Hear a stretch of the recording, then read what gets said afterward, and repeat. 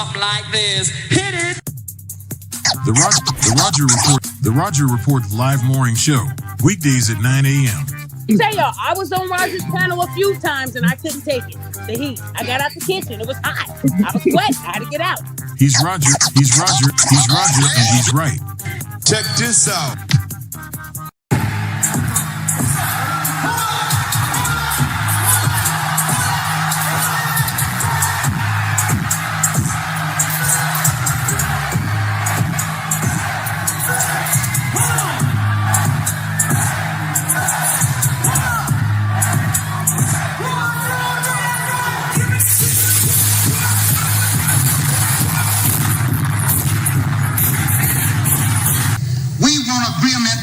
We can live or die. You choose. I have spoken to you a lot of times in hatred and anger, and you have not heard me. Well, you had better hear me today.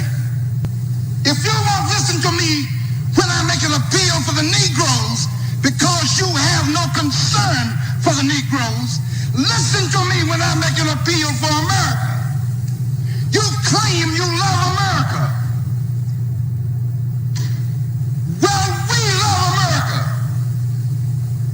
But you are driving us back and you are making a Samson out of us, and we are going to pull down the pillars. And then you think we have no right to ask for something? Is it too much to ask you to grant us human dignity? Should we be put down and shot to death for this request? If so, you can aim your guns. What the hell do you think we care about dying if you're going to deny us the right to live? Good morning, folks, and welcome to another edition of the Roger Report Live, the best show on social media. If you are new to the channel, go ahead and take a moment out to hit that like button, because this is where you're going to find the best content on social media, and you don't have to worry about it because you're going to have me right here to make sure that happens. And if you already been coming to the channel for a while, then go ahead and hit that like button, because you already know what time it is. And you know that this is where you're going to get the best content on social media. It's not a mystery to you at this point. You've seen other people do it. You've even seen people do it well. But what you have not seen is anyone do it quite the way I do it. So make sure you hit that like button.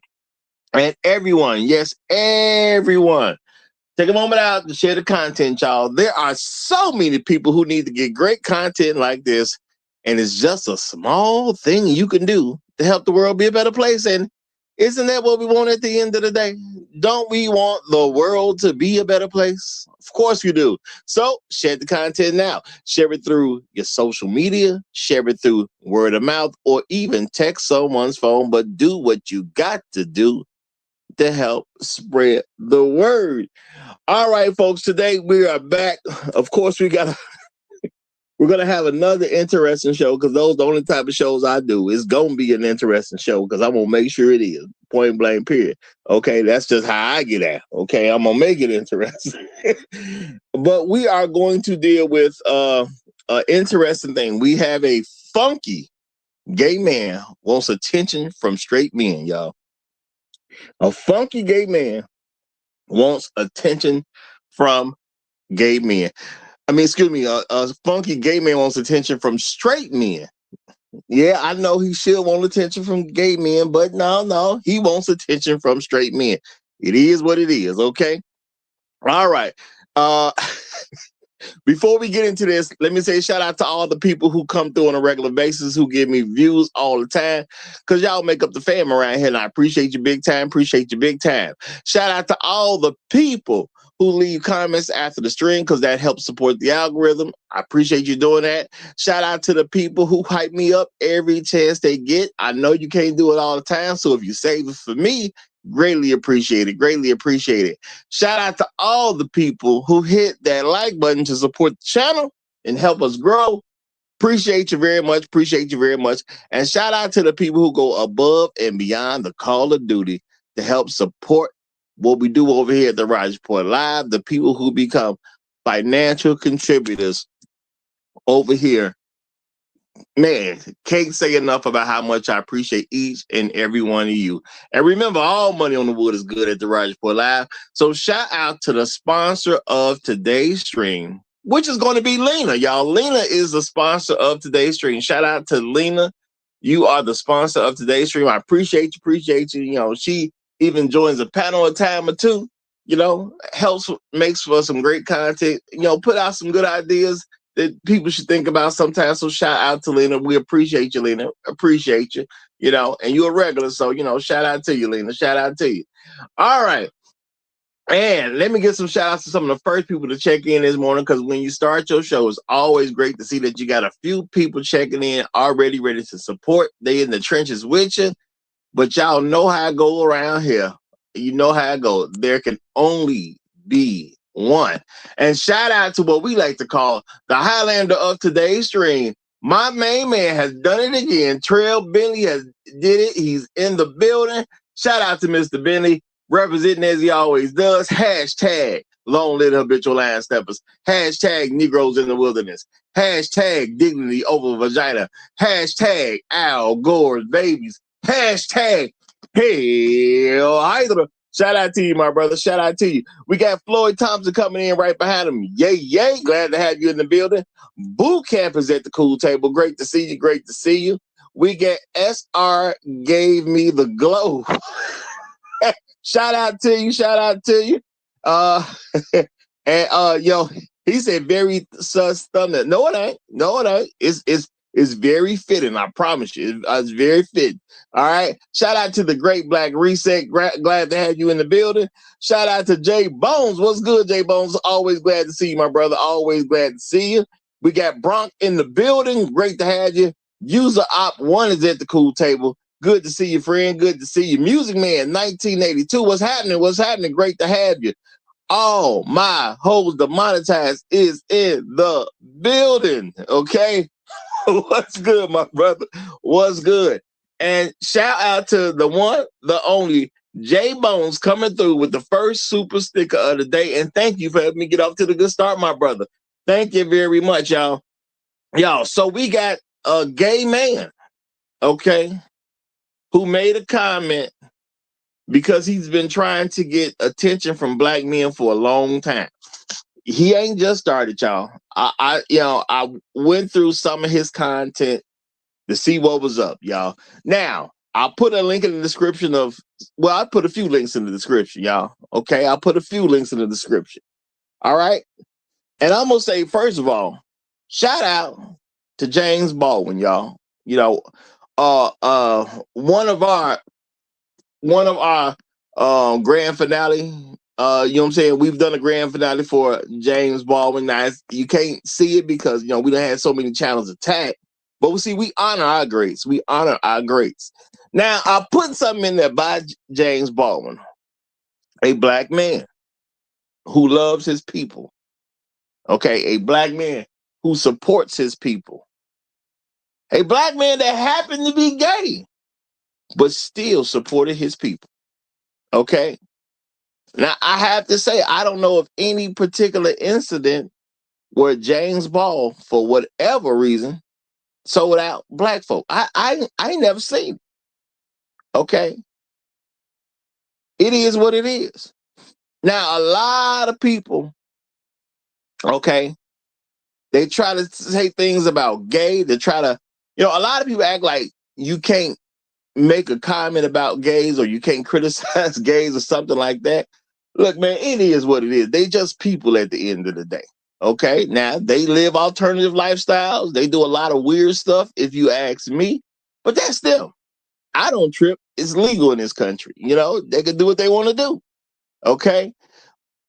But when it comes down to it, a lot of gay men, I ain't gonna guess about a percentage, but I'm just gonna say a lot of gay men, for whatever reason, they want to be mixed in with straight men. Okay. And as I start going through the content, y'all, I see that this particular brother been wanting to be mixed in with straight men for a long time. All right. I saw stuff from 7 years back, y'all. I saw stuff from 2019. Okay. Yeah, I listened to him for a while to try to see what his angle is. And I know y'all have heard this whole thing, which I put a link in, where he said that black men are the cancer to the community. Now, it ain't the first time he said something like this. I'm sure it won't be the last time he said something like this. He probably kind of got his way at the end of the day, because now you have brothers talking about it. And I said, okay, well, I guess I got to cover it too. It is what it is. All right. And I'm going to tell y'all right now, a lot of this is bait. Okay? A lot of this is bait. All right?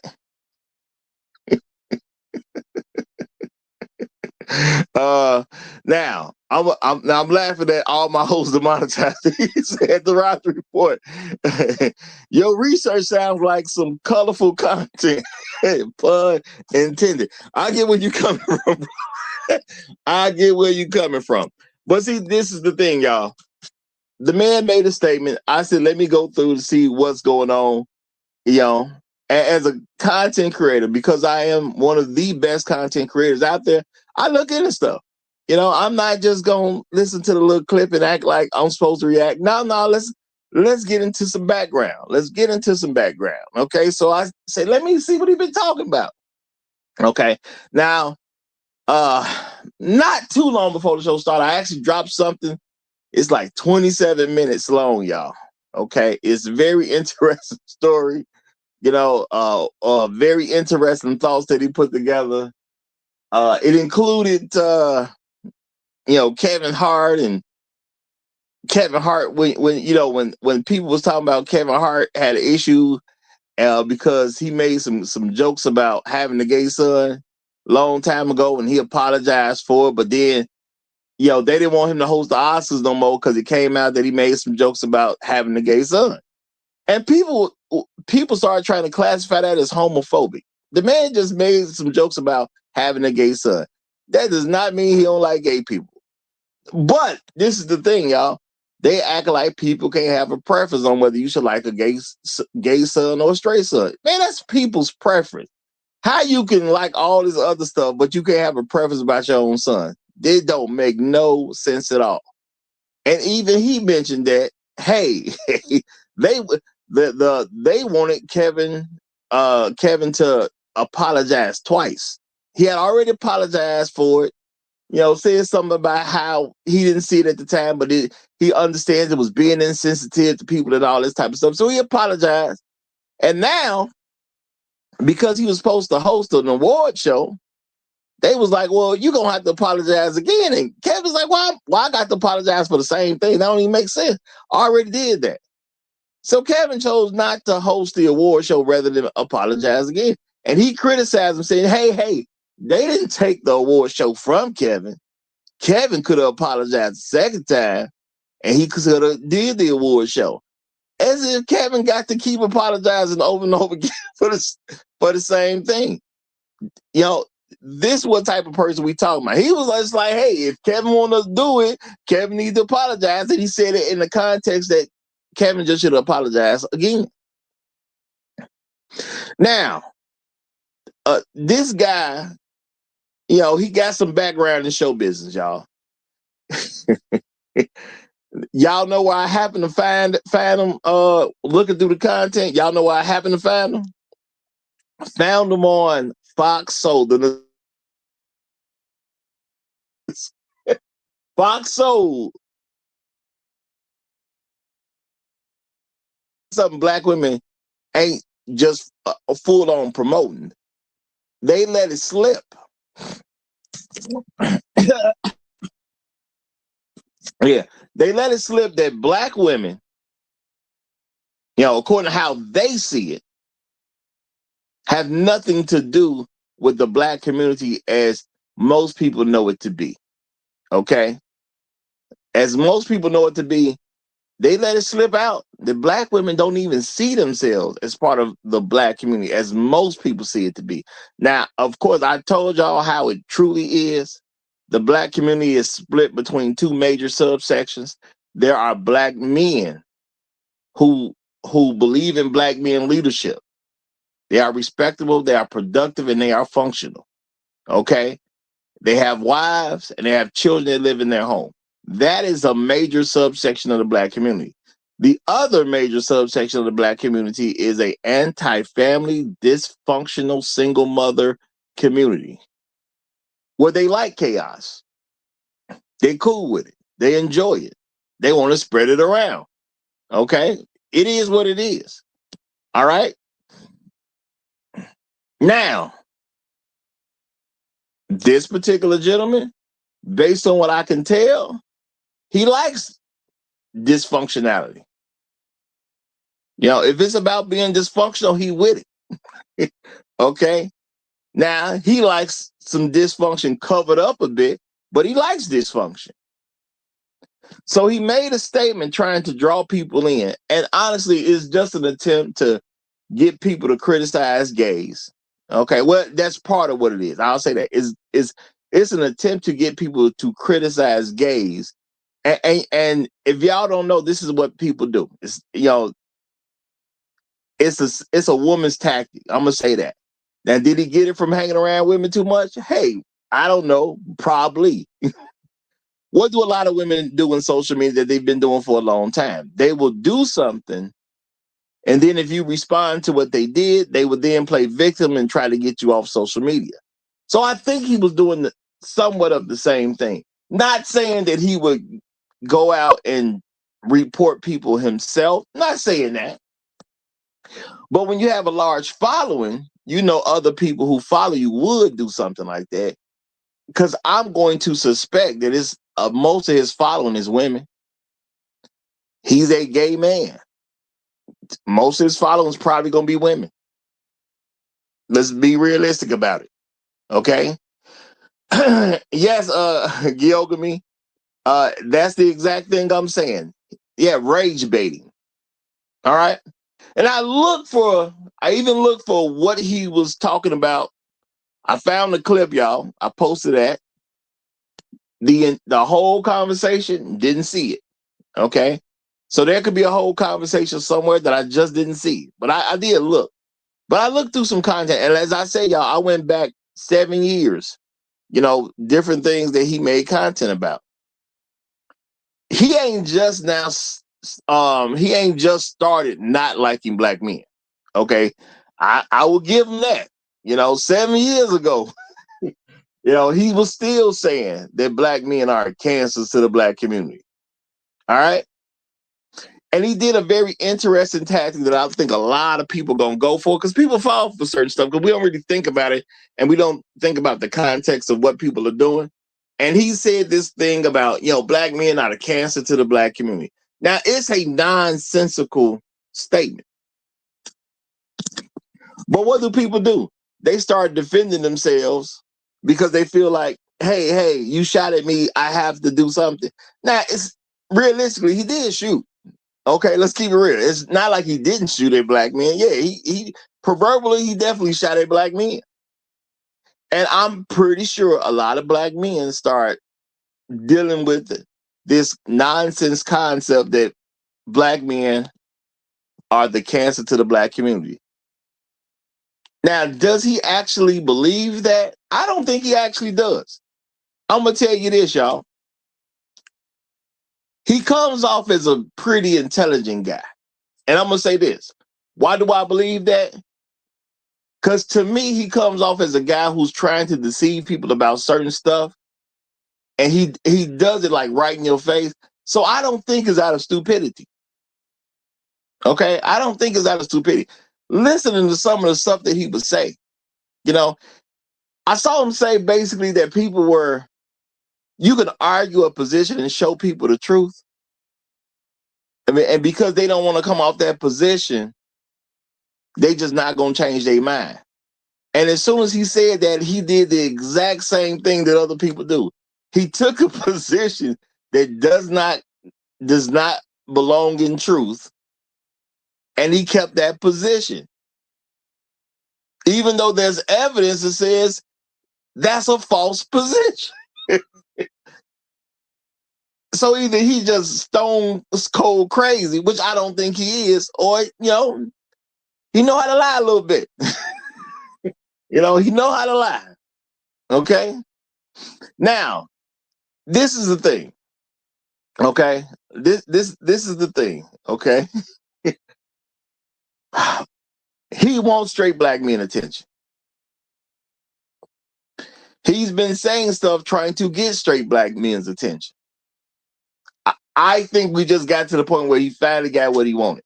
He made a statement that finally got out and got some attention. So this is what he wanted. All right. Now, let's be realistic, y'all. The man say, we need to have a conversation. Talking about men. We need to have a conversation. And basically what he's implying is we need to have a conversation of men doing stuff they shouldn't be doing. But he said leave the women out of it. He said, hey, this ain't for the women. Now, why would you want to have a conversation about something you believe men shouldn't do, but then say the women need to stand down? So what you want the guys to talk about? What you want the guys to talk about? Because realistically, y'all, and you can see it in one of the links that I showed. It's a long link. Okay. Now I'm gonna say this too, y'all. I showed James Baldwin because you can be gay and be pro-black at the same time. It's possible. It's possible. Okay. Now I know there's a random clip in there. Where a white woman is walking across that stage, y'all. I know there's a random clip in there. But you know what I said? You know what I said? Look, I said, hey, if we got to deal with some gay stuff, I said, let me throw something in there. Let me throw something in there. Well, at least the guys will get a break from it, okay? So I threw something in there for y'all, okay? I threw something. It was like a reward, Joe. Yeah, if you go check out the stuff in the description. All right, here goes something that you should like. Okay, I said, here goes something you should like. So that's the only reason that's in there. The only reason that is in there. Okay. Hope you enjoyed it. Okay. Hope you enjoyed it. Okay. Real talk. She thick though. Okay. She thick though. Now I ain't figured out what that's from, but I done seen a couple different things coming out from that particular seminar. So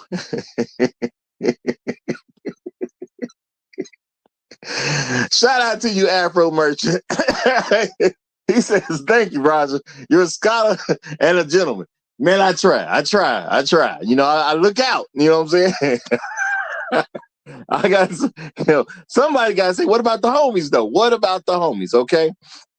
All right. Now, this is the thing, y'all. This is the thing. Now, this is an interesting situation. Okay. A guy was looking for attention from straight black men. All right. Now, all the stuff that I heard him talk about, did he ever say anything to help the things that he believed is a problem? Because he called out specific things as he went on in different rants about, because like I said, I went through some of his comments over the years of what he's been talking about. So I went through his stuff. Now, at no point of anything I came across did he want black women to actually do a better job of raising their children. At no point did he say anything about this. Didn't express one word that says black women should raise their children properly. Now, I'm not going to say he ain't never said it. I'm just saying, as I looked through content last night, I went through his content to see what he was talking about. All right? I went through his content to see what he was talking about. And at the end of the day, I ain't come up with nothing where he said black women should do a better job raising their children. He did not say black women should make sure their children are raised by men. Now, he's playing around a little bit, y'all, because my thing is you gotta see, y'all, we gotta learn to make people keep that same energy. All right. Now he follows what a lot of black women say and promotes that as well. So, he calls himself kind of being down with them. Okay, based on my perception of what I was seeing. He calls himself kind of being down with them. Not saying he can criticize black women at all, but he calls himself kind of being down with them. And you can see that because he said, hey, we got the same problems. He said to the women that y'all need to put down whatever you got about the gays, about the trans women and all that type of stuff. Just brush past all that because we all got the same problem. Now, the thing is, you got to think about this from his perspective. If you are a gay man that loves black women's dysfunctionality, you are going to have a problem with a lot of straight black men. So my thing is, you got to be realistic about the conversation that he's trying to have. Okay? Well, not even what he's trying to have, because really he's trying to raise bait so people can get their channels messed up. I'm gonna say that. Okay? Now, I'm gonna say he's just using different things to try to put out a message that ain't a real message. And how do I know this? Because let's say, for instance, as he mentioned Black Lives Matters, and he said, hey, we were out there marching for straight black men. He was talking about the organization. The organization that what? Put some gay people in out front, lesbian women, right? Okay, so this is a lesbian woman. Remember, so this is an LGBT organization. All your leaders are LGBT. This ain't got nothing to do with straight men. You told the world what you wanted to do. You said, the Black Lives Matter organization said they wanted to help black women. Okay? They wanted to help black women's children that were minors. They said they wanted to destroy the nuclear family. They said they wanted to set things up so black women and black women with children can get help in certain instances. So the program was literally anti-straight black man. Now he's a gay man who's been a content creator for years, and I saw him appearing on Fox Soul. If you don't remember what Fox Soul is, that's the notorious place where Ice Cube was told that black women ain't a part of the black community. That's what Fox Soul is at that location where Ice Cube had his plan for Black America, and black women was acting like black women. Well, he literally asked. He said, "Ain't y'all part of black people?" Now we need special concessions. Okay, we need special concessions. That's what he got met with. He even said, "Hey man, if you think something else needs to be written on this, why don't y'all help me?" No, we don't want to help you, nigga. Okay, we don't want to be involved in something some nigga did. All right, we can't allow no nigga to get credit for helping us. We don't want no help from no nigga. We can't publicly say, this nigga helped us." So it got real interesting, y'all. It got real interesting. So now I got a few people backstage, y'all. I'm gonna let y'all up, but I'm gonna tell y'all right now, you cannot get on here bashing gay people because that's exactly what he wanted. He's trying to get an emotional response where you will bash gay people, and I promise you, to protect the channel, the moment you start doing that, you're getting thrown off. Okay? The moment you start doing that, you're getting thrown off. This is not about gay people. This is about a particular gay man. Okay? And I ain't even calling his name because at the end of the day, I don't care about the dude to promote him like that, but I'm letting y'all know something that ain't about just gay men in general. That's why the title says a funky gay man. Okay? He's trying to rage bait people, and I'm not going to let him rage bait my guests to get my channel in trouble. Okay? And the thing is, he kind of nosy because he all up in what's going on between black men and black women, but he gay at the same. Dude, why you even care? Now I'm gonna say this, y'all. How often have I done how often have I done content about gay people? Zero. All these shows I've done, all these channels I had, thousands of episodes. Y'all ain't never really heard me saying nothing about no gay person. Why? Because they not involved in a heterosexual and a they're not involved in heterosexual relationships. Now I've done content about all types of stuff, but plenty of stuff involve heterosexual situations going on between black men and black women. You know, I don't really pay attention to what gays be doing. Not when it comes to their relationships. I've talked to gays before. I even told y'all the other day I talked to a white lesbian woman to see her opinion on what would need to be done for women's rights or something like that. She had nothing. She had nothing. Okay, you know. So yeah, I will talk to him. I do the research. I ain't got no issue with that. But why y'all up in our business? Because he's trying to help black women stay in dysfunction. There's nothing I saw that could show me any other reason. He wants black women to stay in dysfunction. And hey, if he's making a lot of money off black women in dysfunction, I can totally understand. So it's a money grab.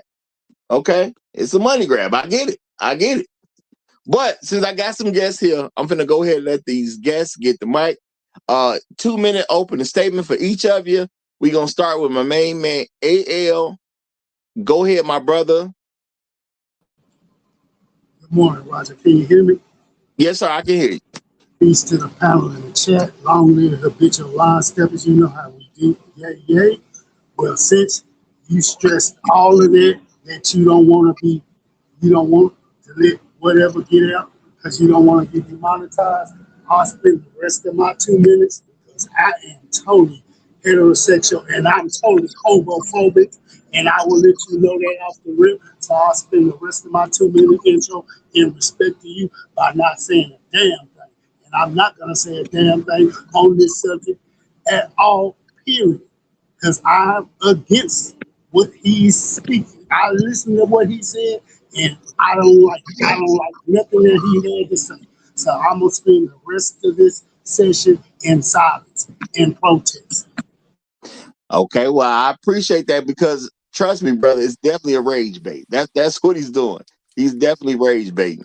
And I'm gonna say, I wouldn't even say you're homophobic because if you really think about what they're talking about, homophobia, number one, a phobia is something you're scared of. No, sir. Yes, I'm scared of homosexuality. I'm scared of lesbians. No. I'm scared of all of that. I don't want none of that around me. So I'm going to just protest it. Okay, got you, brother. Got you. But I'm gonna say there's a lot of stuff about homophobia that also relates to people in position to hold you back from something. And let's keep it real. Black folks ain't holding gay people from anything, especially straight black men. What the heck are we holding gay people back from? So yeah, homophobia doesn't really even exist. You know, the thing is people just play with words and play with terms and make up stuff to make people feel a certain way. It don't even really exist amongst black men. Now, I'm not gonna say it doesn't exist amongst some people in some power position that's gonna say, hey, cause you gay, you can't work here, or don't want to hire you on the slide because you gay. Yeah, maybe that stuff does happen. But amongst black men, I ain't never seen anything I ain't seen a trace of anything like that. But Inspired Truth, I'm gonna go ahead and get the mic to you. You got it, my brother.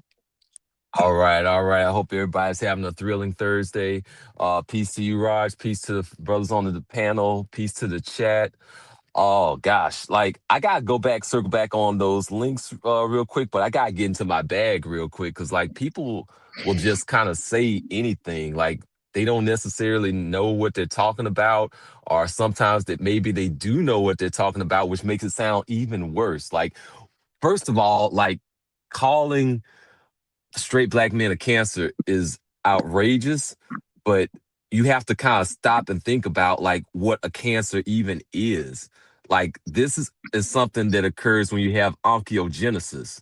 and apoptosis fails. So you have a disorganized, a dysregulated, dysfunctional cell that's unchecked, and it continues to spread. What does that sound like to you?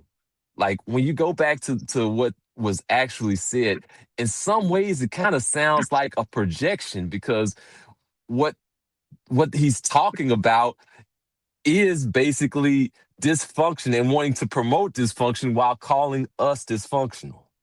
That's essentially what you have here, is is basically broadly a projection. And that's why I want people to kind of like think about, like, when somebody's doing something and then calling you what they are or what they are doing, and just kind of like sit with that for a bit. And I'll land my plane there. All right, we got the Great Black Reset in the building. I'm gonna go ahead and give it to him.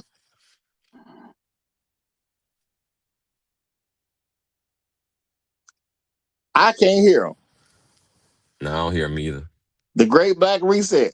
If you're speaking, I literally cannot hear you. I know we was joking around yesterday. I can't hear you, brother. He might be with me in solidarity and protest. He don't want to talk about this subject whatsoever. It's an oxymoron subject that you brought up today. All right, Great Black Reset. I'm gonna say you having some type of difficulties, brother. So either you are not talking because I don't see you on mute, or brother, you just not coming in. We don't hear you. So I'm gonna keep it flowing. Since He's in solidarity with me. He's in solidarity with me. All right. Now I'm gonna say that look, y'all. If the thing is, when you don't really know where somebody's coming from, you don't really know their actual angle. Dude want to be down, and he's kind of upset that he can't be down. See, I put one clip in that I thought would be interesting enough, the one I mentioned about the Kevin Hart thing, where you can see that being spoken about. You can see him talking about his experience in barbershops and things like that. Because you always got a lot of things that you could post, but I say what's going to kind of give some level of impact so y'all can kind of see where he's coming from. At the end of the day, the man want to be down. He want to kick it with straight black men. Now, why he wants to kick with straight black men, I don't know. I don't know. I guess he want to be in the what's going on with the woe is me about the barbershop. How he felt so uncomfortable with the way straight men were talking and tried to belittle black men with the way they were talking. Oh no, he does not want to be down with us, Roger. No. AL it's a slick move that he's pulling. He's a slick move. He want to be. I know. I understand what you're saying. It's not that I understand. I understand it. I know exactly where he's coming from. Yes, everything he's saying was. You're correct. It was rage bait material. Nothing more, nothing less. Those are the kind of dudes that I totally despise in the gay community, because they constantly want to pick at straight men and find angles to make us upset and get us off our square. No, you can't get me off my square. All right. Now the thing is, he's trying to present it as if somebody's doing something to him, and nobody's paying attention to him. Yeah, this is just like a lot of women who want men to pay attention to them, but we just don't. At the end of the day, because you're gay, you're involved with stuff that we don't have nothing to do with. If you want to kick it with girls and play with makeup, that's your business at the end of the day. But stop acting like some straight black boy is supposed to be playing with you. You want to play with girls. That's your business, okay? That's your business. You want to play with girls, you want to play with dogs or something like that, don't expect a straight boy to be with you. If you want to get a weave, and I'm not saying this is about him.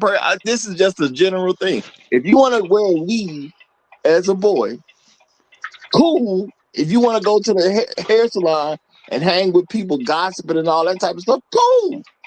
But we're not gonna be there with you. Okay, that's not the end. And when you become an adult and you can truly control more decisions for yourself, when we go out to go get women, you're not coming with us because we're going to get something you don't want. So it makes sense to leave you behind.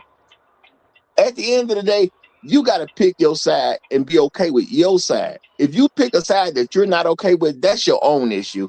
It has nothing to do with black men. But I say, y'all, if y'all actually look at the perspective of where he's coming from, the stuff that he says makes some sense because, of course, he's going to view you as a cancer. You don't like what he likes. So now it's a problem. I know it doesn't actually make sense. I know it doesn't, but you got to look beyond somebody with a rage-based statement. You got to look beyond that to see what's really going on in their head. But I'm going to slow down right here. I'm going to give it to Tunnel Runner, and let's see what Tunnel Runner do with it. Go ahead.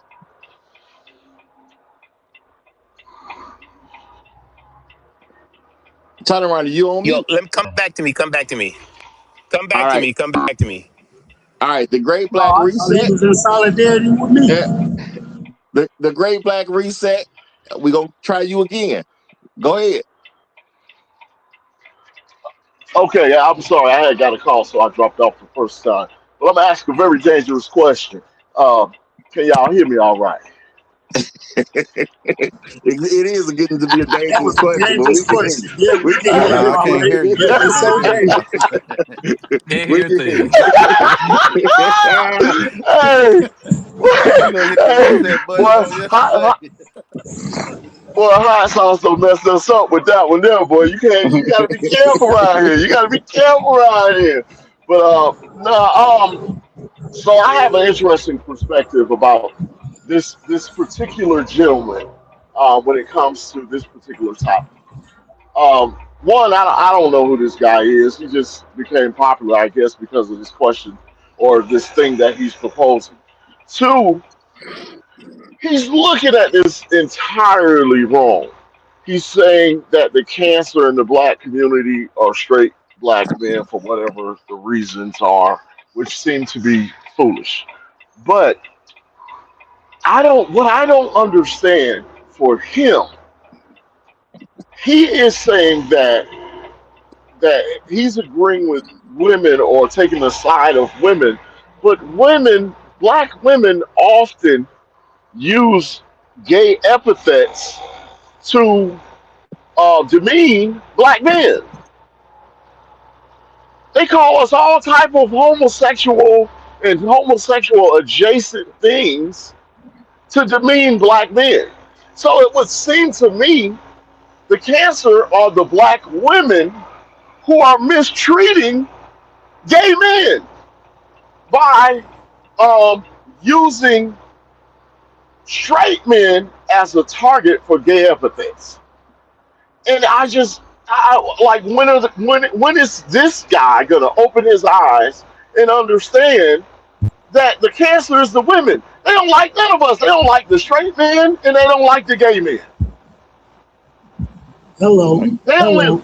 they don't they don't hold. They only like the men that allow them to have their way. And as soon as they don't like you, you're some kind of gay epithet. I think that's the cancer. What say you, Jim? Now I'm just gonna throw in real quick. They don't like the men that let them have their way either, because they don't respect those men. so, True. so there True. you go. All right, we're gonna give it to my main man. What? Black in Effect. Mrs. E, you ain't had that on there all the time, have you? It just say Black in Effect. All right, go Yeah, ahead, though, brother. the title might have changed a little bit. It's not me. It might be StreamYards or something they might be messing with. Thanks Okay. for having me up, Raj. First, I want to apologize to the rest of the nation because Funky Deneva is a Florida native. I My should have told. apologies, Don't even say everyone. his name, bro. Don't be coming and saying you My don't promote. apologies. Yeah, y'all gotta learn not Uh, to. Well, nah, y'all the do what you the want on your own time, but I don't be promoting the my enemies. That's me. the person in question. No, you're right. You're right. My apologies, Raj. The person in question is a Florida native. My apologies, everyone, but I think he's in Atlanta now. So bye. Anyway, so that's number one. Number two, no, going to what the Great Black Reset said. No, dude knows. As a matter of fact, he got on Claudia Jordan about this one time. He knows that black women in specific use homophobic slurs against straight black men on purpose, like as an insult. He knows that. He actually mentioned that multiple times, right? Dude knows this. The LGBTQ community, including specifically in the black community, knows this. That's not the point. They don't care about that. They know where their bread is buttered, and if they align with certain feminist values, they'll get a couple of crumbs. So they pay fealty to the sisterhood, and they know that they are the weapon that the sisterhood uses against straight black men. It is intersectionality. They know that they're not liked either. They know this, right? It is flip the power dynamic upside down, and he's paying fealty. So I'm glad that the Raj Report played the video. That's from 5 years ago. He literally said the same thing a couple weeks ago. He's been saying that for years because they're still on 2010's argument of black men being the weakest link, black men being embarrassing for the black community, straight black men, I'm saying. And I'm glad that the Roger Report played James Baldwin. James Baldwin made it very clear it was black first. And whatever internal issues we have, we'll deal with that as a community. The person in question and their ilk are like, no, pay fealty to me, because, and this is how they're able to weaponize intersectionality to benign neglect straight black men in specific. You flip the hierarchy upside down. You sprinkle crumbs, white society, white liberals, sprinkle crumbs to black women, and then black women divvy it out to whoever they deem fit. And LGBTQ community, which the person in question occupies, they get the crumbs from black women. And then straight black men get whatever anybody else higher up on the hierarchy thinks we're deserving of. This is how it's supposed to go.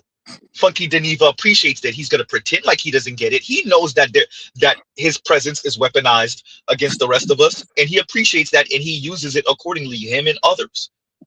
And every once in a while, if you catch them in a vulnerable moment, they'll say it. They'll be mad at some straight black woman. They'll have an episode with a straight black woman, and they'll say it. And he's done that before. So don't let him confuse y'all. He knows exactly what the game is. Their ilk knows exactly what the game is. They play this game. And shout out to I guess fit white women. I saw that. I saw that on the video, Raj. Hey, yeah. So I'll pause right there, and y'all go ahead. And thank you for having me up, Raj. Hey, always good to have you. Always good to have you, brother. And I'm gonna say yes, y'all. He didn't come across to me as he was kind of slow and didn't know what the game is. He know exactly how he moving. He knows exactly how it's moving. But Creator, you got it, brother. You got it. Shout out to Roger. Shout out to the panel. All you player suckers up here, man. I just true geniuses. And hey yo, I feel you, man. I do. I know it's challenging. I know it rub you with all the wool, the rough wool from the roughest lamb. But sometimes you do gotta you gotta tell these little boys, you know what I mean, about themselves. You understand? No matter who they think they are. At the end of the day, you still a man. You understand? So whatever you thinking, however you feeling on the inside ain't what's really going on the outside. And again, this ain't bashing. This is defense. I just don't understand why there's like a free-for-all on black men. Even black men who trying to be black women or I don't know what it is, feel like that they can have a free-for-all on us with no retribution. Now I'm gonna take it for it's just for clicks, you know, maybe your channel's suffering or whatnot, or something's going on, but it seems like there's like a free-for-all on black men. You can say whatever you want about a black man, you can do whatever you want to black men, and instead of you talking about you know, white supremacy and explaining how white supremacy, you know, kind of got you confused, you rather go straight to what I call kicking babies, and that's, you know, something about black men, right? We have no defense in this world except for ourselves, which is why we have to, that's why I say, Ayo, especially men like yourself, have to stand up, right, and say something. You have to stand up, and you can't open hand slap them up, you know, slap somebody. So, you know, the best thing you can do is open hand, use your words. Creator, can I give you something to think about, Ryle, if you don't mind? I've been really tussling with and considering. We haven't had in the developed world, air quotes, developed world, we haven't had a major war in decades, right? Where it wipe out, World War II type thing. And I'm wondering, and I would like to know what y'all think about this. What happens when the society starts to deem the masses of men as superfluous, as access, right? And on top of that, when you live in a air quotes developed society where there's so many conveniences through technology, through just conveniences, and I'm debating whether, because I do think, especially for white men, society wants them to keep on reproducing so they can have their white male heirs. But I think there's another group of technocrats that are like, we have too many dudes, so it doesn't matter if they're LGBTQ and just don't have any children, and it does, because the technology is it. We don't need these people anymore. We don't need the women either, but we really don't need the men. I think you're going far beyond today's show. No, but no, Raj, I'm not, because I'm including the person in question in this conversation, and him and his ilk in their advocacy, right? In the intensity of that advocacy, because I'm saying, whether they realize it or not, they are tools speaking and inching us to something, or at least they're attempting to. And I'm wondering if much of that is because you have a segment of elites that are saying, yo, we don't need these people, and we definitely don't need this many men. I mean, go ahead. Go ahead. It's just a thought I get experiment. what you're saying, but it ain't like the elites checking in with them. They you know what I'm saying? I get what you're saying from an overall I'm agreeing with that, Raj. What I'm saying is, you don't need the person to say it to you. But I think that you're just responding to the environment. And if you see all these extra men and they're not playing ball, and ball is adhering to a very gynocratic worldview. If you're not, you were submitted, right? So he submitted. We can see that in the way he dressed, in the wigs, in the way he speaks and comport himself. He has submitted. So it's almost like, well, I submitted. Why aren't you? Why aren't you? All that side don't do that. All the people in that community don't behave that way. They don't reach out that way. So that's why I get exactly what you're saying. You're saying that the sentiment is such that, why don't I just join the flow, if you will? Hey, we don't need those. Yeah. We've already been demonized. We've already been, quote unquote, kind of counted out. It hasn't been said out loud. There hasn't been a memorandum of such, but the behavior and the tone of society has created the environment to where now you so comfortable, right? You are so cool you're safe in your space that you got enough I don't know what you even want to call it, that you got enough within yourself to now create an enemy. You didn't have no enemy. You have now one or two you so safe in your space that you create luxury beliefs, enemy brother. that should be your enemy. You create a whole new narrative. And here we are. We discussing it.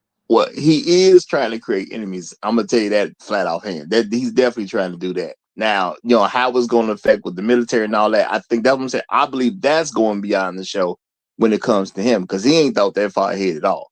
Because like I said, I've been going through his content. I went back to stuff from 7 years ago where he was still saying this stuff, y'all. He been saying, like, he did say, I've been saying this for a long time. He meant it. He definitely been saying it for a long time. But I started looking at, what it seems like his real issue is. And again, y'all, he just threw something out there as rage bait. I believe his goal is you respond a certain way, and then other people will report your content because you responded in a way and they're going to try to act like it was about gays, and you having a problem with gays when you're just responding to him. So I think he's just being clever to try to get a lot of people eliminated from social media. It's like throwing a grenade, and I'm gonna take out a wide range of people. But he's been pushing it for a long time. So I'm not saying it just came as an instant thing, but he knows who runs stuff. So he knows if you say something too bad about somebody gay, they're gonna come after you. So he's being real clever. from his position as a gay man. But I want to let Rael get in here, and then we get into all that stuff, Mrs. Lee. We get into all that, but I want to let Rael get his piece in, and we got somebody else coming up. We got Shark that'll go in after Rael. So Rael, you got it, brother. Peace, Roger. Peace to the panel. Peace to the chat. I blame Obama for this, and the reason why I do this is because he put a stain on black men's reputation heavily. He is the one who really ushered in a lot of this LGBTQ stuff from a policy perspective.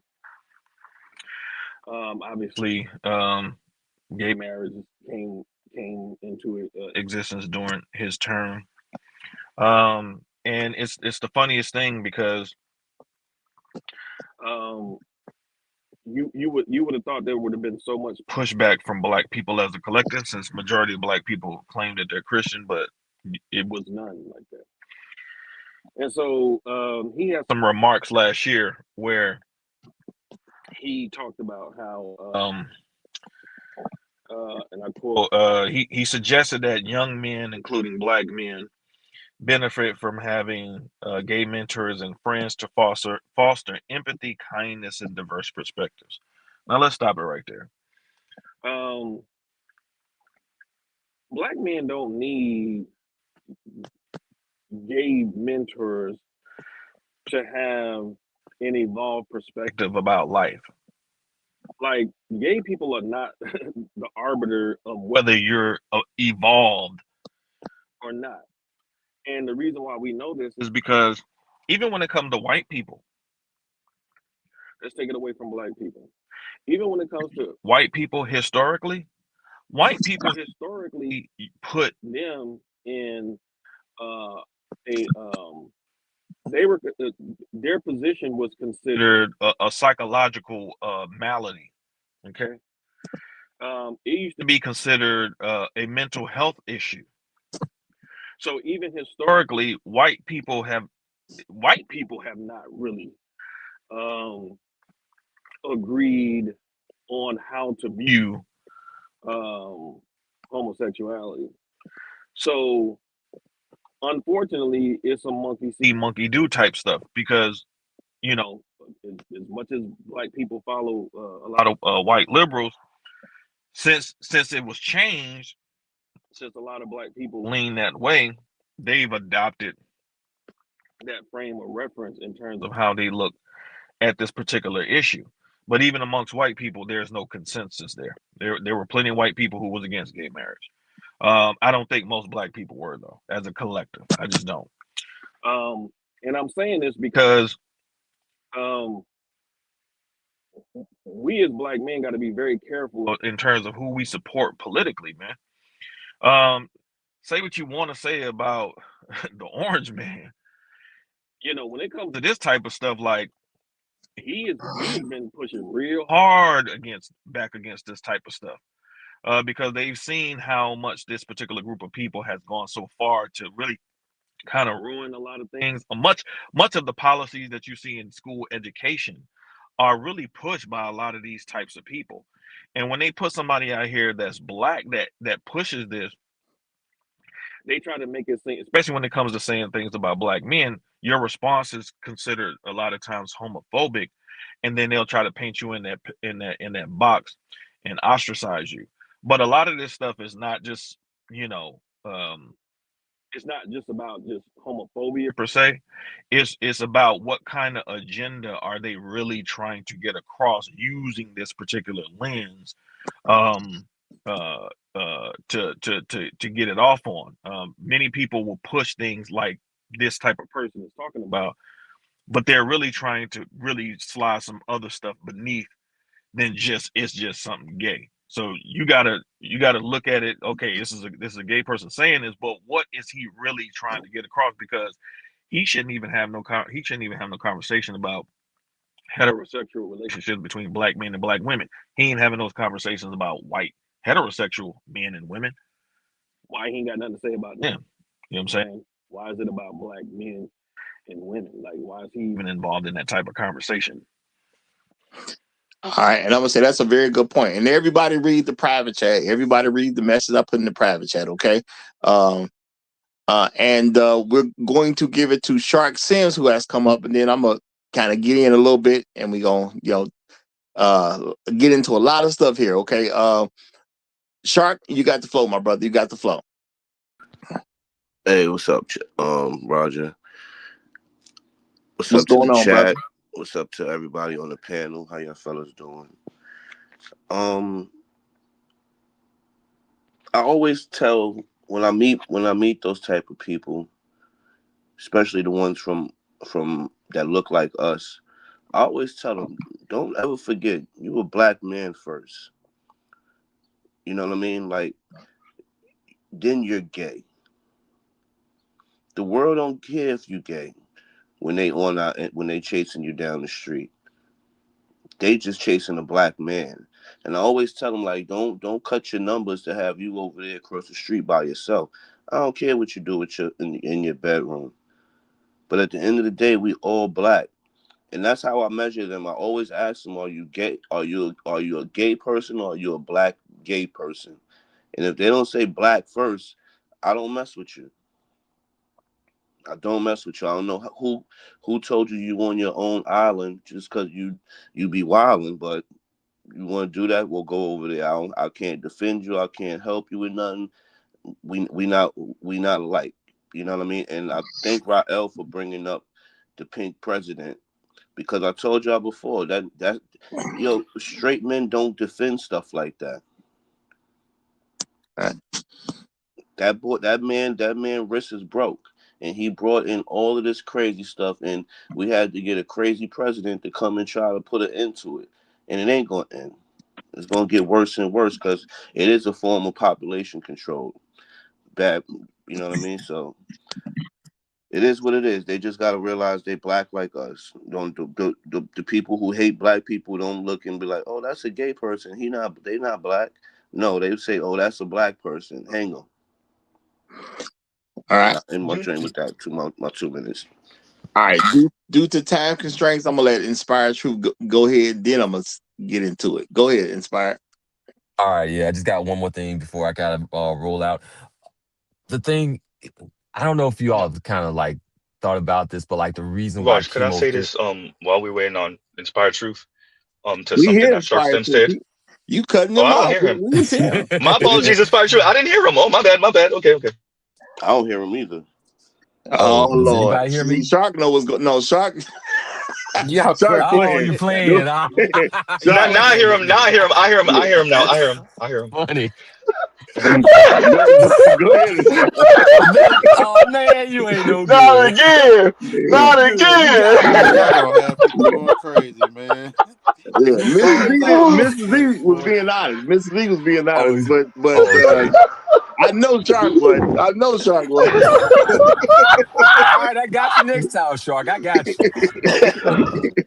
All right, so the whole reason why chemotherapy works on cancer patients is because cancer is a crappy, dysfunctional, weak cell that unalives the organism.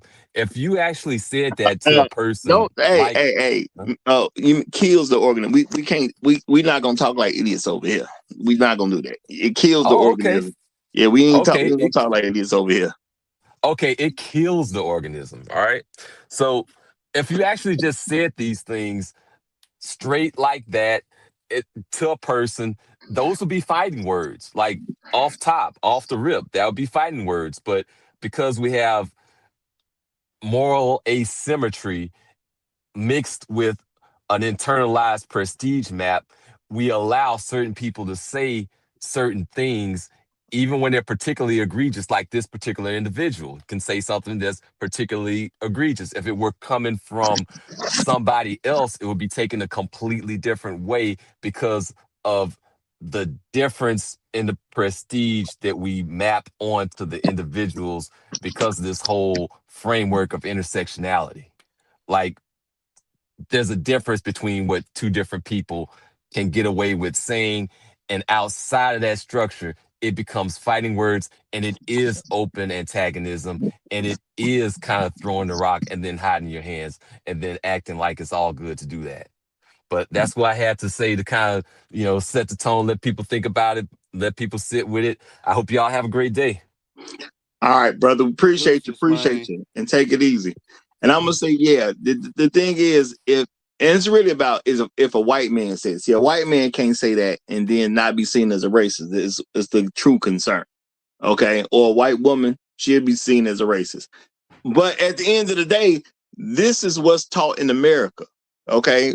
America's been a white supremacy from the first day. Even those times we had before America was the America we got now. That started in 1776. Even the pre-America, it's been racist as I don't know what since the first day. So at the end of the day, sure, you can let him say what he want to say, but y'all need to understand some stuff again, y'all, is not for even defending. It's just for rage bait. He just said something for rage bait. If you listen to the man want to be down. We do stuff. He's not included because he's gay. Now, why does he don't include himself? Because he is gay. What they got to do with straight black men? Nothing. You chose what you chose. You live as a gay person. When you live as a gay person, and I'm not saying all gay people act the same, because there's masculine gay men, there's feminine gay women. So being gay don't mean you have to look different than the average person. But if you choose to be different, don't nobody owe you time to play with you when we growing up. Nobody owes you a particular conversation because we happen to be at the same high school. Nobody has to kick it with you. Sound like the dude just wasn't popular. I'm gonna just keep it real, y'all.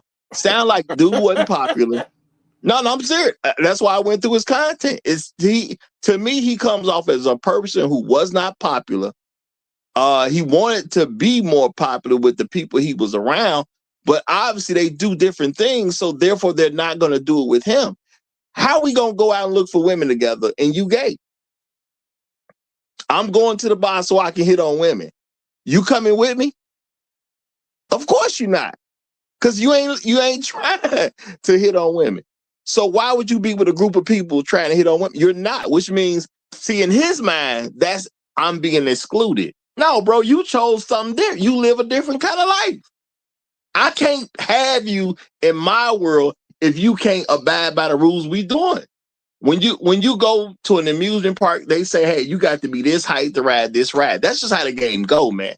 So if we about to ride a ride and you ain't gonna come up to the height, bro, that's on you. That has nothing to do with black men. Nothing to do with black men. Now, again, he did throw out specific stuff. And a lot of stuff that he threw out are the activities of boys not being raised properly by their single mothers. But in all the content that I heard from him, he didn't mention the single mothers raising their children better than one time. Because he likes that.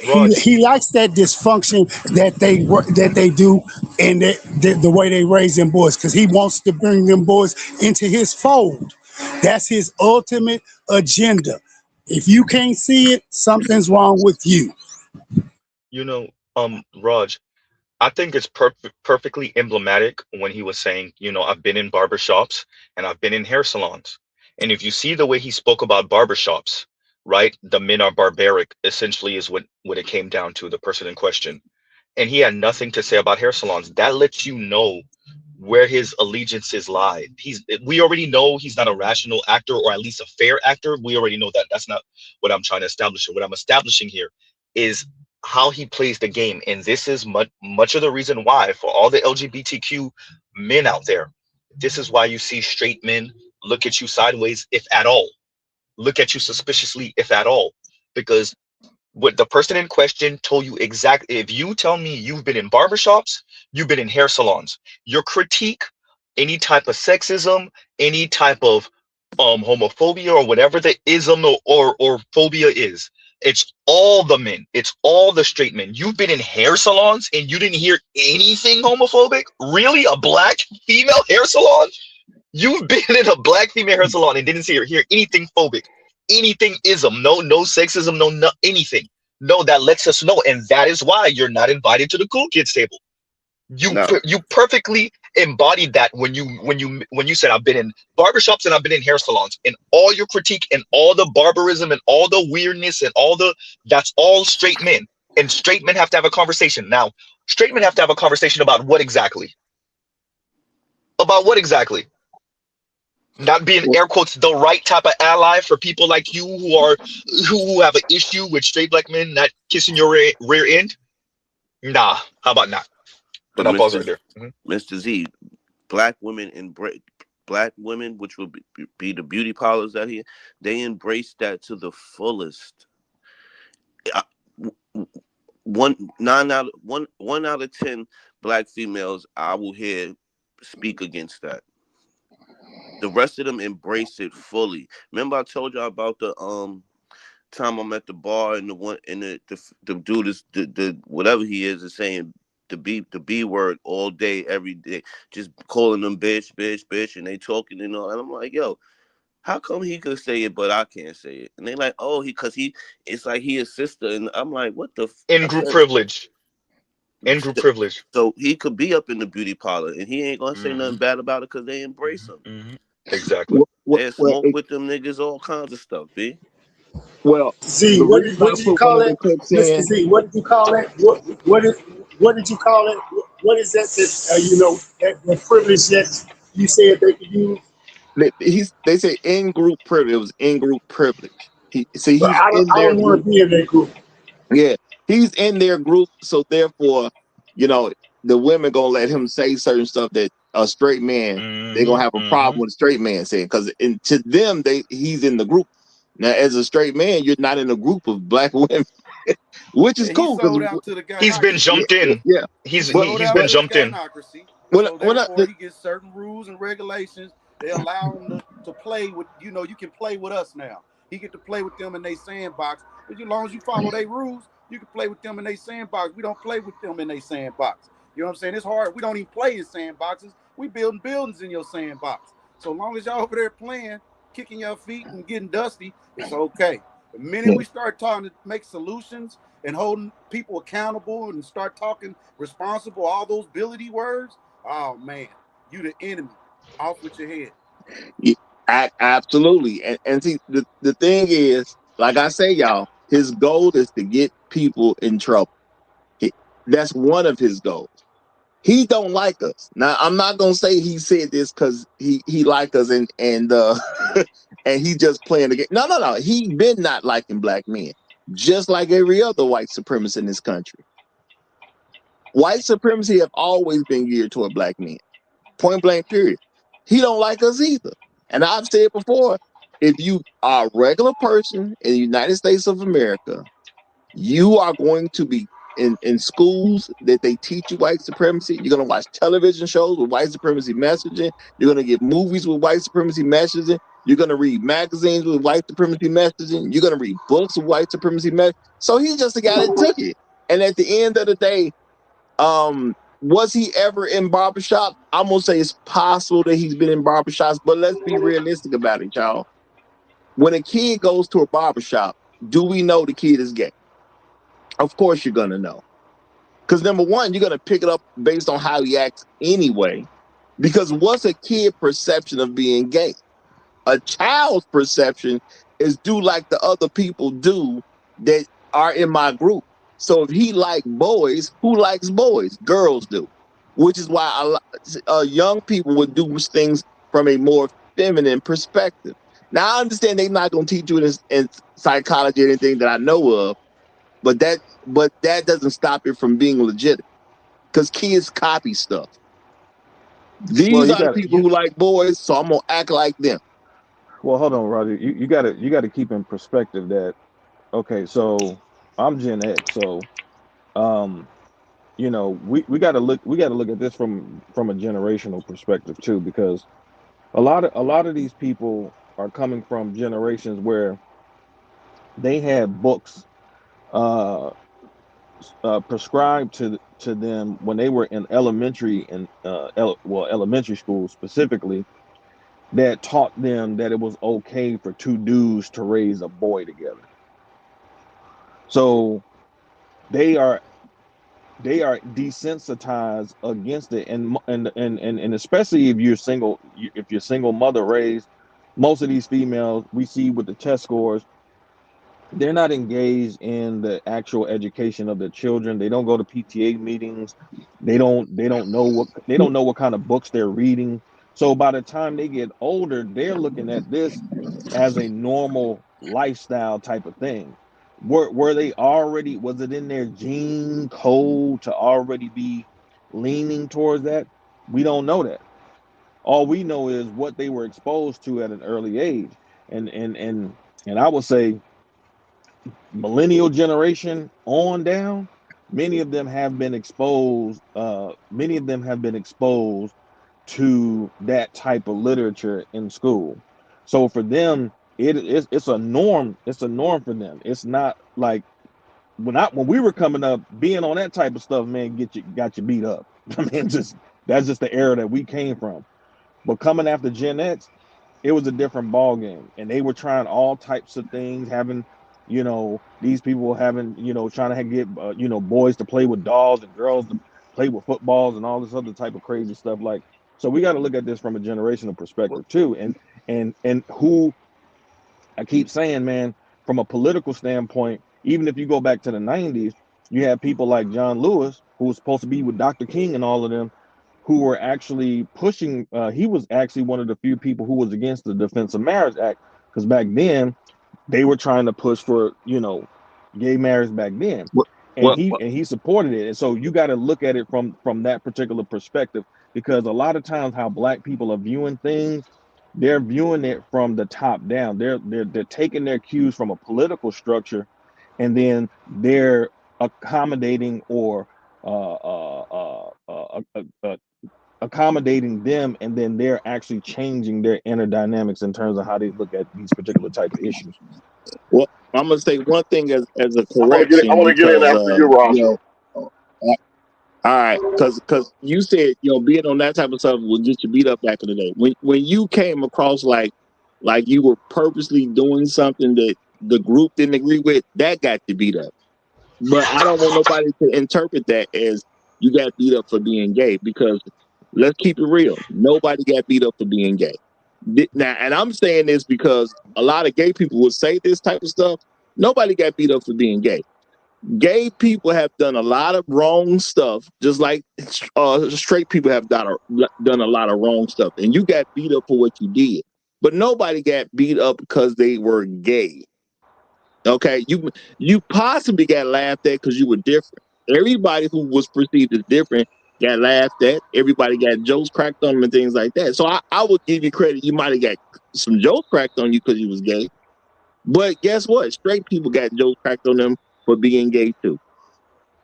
It is what it is. What I'm saying with this particular person, the man feel left out.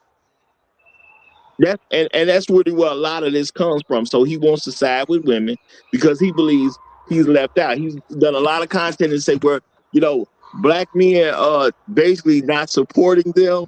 Now I don't know what I'm supposed to do to support a gay man. Like, how do I help you be gay? Like, bro, if you're gonna go down that road, you got to figure that out for yourself. I can't support you being gay. And then at the end of the day, they'll say, well, we discriminate against. How? Nobody can express how they've been discriminated against. You can quote unquote get married. So what's the issue? I know gay people who done told me they've been married for decades. Okay. Yeah, me and my partner, we were married for decades. It's been this many decades, 30, 40. Now, I don't remember exactly when the law got changed where you can be officially married, but I know gay people been telling me they've been married for decades, which go far beyond what Obama did because the time ain't there. So at the end of the day, the man is left out because black men who are straight are having activities that he's not a part of. And let's keep it real, he don't even want to be a part of it. So why are you crying? You don't want to do what we do. And we don't want to do what you do. That does not mean you're being shunned. That just means we got better things to do with our time than what you're doing. And from his perspective, he should be thinking he got better things to do with his time than what we doing. But man, you living a gay lifestyle, that's on you at the end of this America. You ain't got to live no gay lifestyle if you don't want to. That's on you. You got a right to be as gay as you want to be. But that don't mean I got to be gay as you want me to be. That's a whole different thing. Now, shout out to Elder Blood. I see your super chat. He says, Roger, would you read my last comment? All right, boom, boom, boom. Where Elder Blood says they are not forcing Muslims and Christians to believe the same faith. They aren't making them attend the same church, nor forcing them to intermarry. So why must gay men have that right over straight men? And I'm gonna say this implies his issue. He want me to be gay with him. Bro, I don't care that you gay. You go out and be as gay as you want to be. Okay? But I ain't got to be gay with you. And yes, there's a lot of things that go on in America where it's an ideal amongst the masses that black men should have to be gay with other people who want them to be gay. Man, you can have all the sex with all the men who want to bend over backwards for you. Knock yourself out. I'm not getting in the way. I ain't never stopped you from hitting no man. let's keep that real. I have no interest in trying to stop you from having sex with a man. If you and that man is consensual, that's y'all business at the end of the day. I don't even want to be in the room. So why you bothering me? But Great Black Reset, go ahead, brother. So I'll go after Great Black Reset. As I view this problem, this is not a gay problem. This just happened to be a gay man that said something very stupid. This is he's seeking attention, but he's just saying something that's stupid. And the stupid thing is that there's a particular set of men, black men, straight men, that are the cancer of the community. Now he thinks he's allying with women by saying this with black women, but most black women don't like black men, whether you are gay or not. And that's the stupidity of it. He doesn't even understand that. He doesn't. The black women promote black men being gay to destroy them, and then they pretend to be your friend to pick at you. They find you to be like a minstrel of some sort, like you're in a circus or something. And you can tell by the way they speak to us, straight black men, when they get upset and they can't control the situation, they use your preference to try to shame us. And it's stupid that he can't see this. So I don't care if he's gay or not. All I care is he's being stupid, and it's willfully so. It's like Roger been saying, stupid is a choice, and he seems to have made his choice. And I'll end there. You know, when you listen to James Baldwin speak, and this is why I say the outliers are doing too much talking. James Baldwin embodied the issues and the sentiments of a straight black man. When he spoke to Nikki Giovanni, when he spoke to the white Christian dude, he was embodying them, right? And you can see that in his argumentation. When you listen to the person in question, it's an outlier doing too much talking, going to what Great Black Reset said, and that is what you see here. And it is him trying to get acceptance. And I'll pause right there. So I'm gonna say what's dangerous is the fact that, again, I like what you said, Great Black. That kind of put a light on something where you already emasculated. You've already surrendered to us. So we talking about this gynocracy, right? You've already shown that you've surrendered to us, so you're not a threat. So again, you get certain permissions, right? You're not attacking the white folk because you can't turn white, right? You can try to paint yourself up, but it'll just never work because you don't have the revenue to play that game. So the easiest thing, that's why I look at people in the fights that they fight, right? You look at people and what are you choosing to fight? What are your battles? Are you choosing to smoke a drug? Are you choosing to have sex? Are you choosing to read, teach, earn yourself, learn yourself, stay out the way, or get in the way? Right? What are your fights when people tell you what they're going through? And then that showed me what type of character you have. Your fight is you choose a fight to first off, it's a low vibrational narrative. Let's just start there. And the people that you fighting with. That's easy. Like I said, it's easy pickings. We really don't care. That's really what it come down to. So we're not going to spend no money or really a lot of effort to fight, whatever it is you're saying, because you're really not worth it. You're not going to say nothing about the women because, again, that it comes with a whole hell of a accountability and responsibility. And they would literally blackball you from the internet if you fixed your mouth to try to say anything. Excommunicado. The black women, it'll be over for you. You're not going to say nothing about white women, right? Because that's essentially who you emulating. You emulating a black woman who's emulating a white woman. That's just crazy to me. But I look at them, and that's why I said it's dangerous, because this now becomes a narrative. And it'll become this flow of they can kind of poke the bear, if you will. And for the most part, the bear don't move. But if you got a whole bunch of crows on pecking at your neck, even that'll, even the bears, some side got to swing and get the flies off. So it could be dangerous. This could be a dangerous thing. Just set who we are. We know who we are, how we are. We say how we say, move how we move. And if you can't come up on this mountain, that is not my problem. Brother, you think about hold on, this is because I got a new guest coming in. I'm gonna say this real quick. Look, at the end of the day, he want to be down. He want to feel accepted. Now, I don't know why he can't just be accepted amongst other gay men and kick it with them. Obviously he's had some acceptance with women. He wants to be, quote unquote, accepted by straight men. At the end of the day, what we supposed to do together? My issues ain't your issues. I don't even know of a gay right that need to be fought for. Okay? The gays wanted to, quote unquote, officially be married. They, what I'm saying? As soon as they made that an issue, they got it. So as a black man, how am I support you being gay? The only way you can support a person being gay is to have gay sex with them that I can even figure out. Or you want me to marry you or something? Because I'm not going to marry some random dude so I can say I'm supporting gays.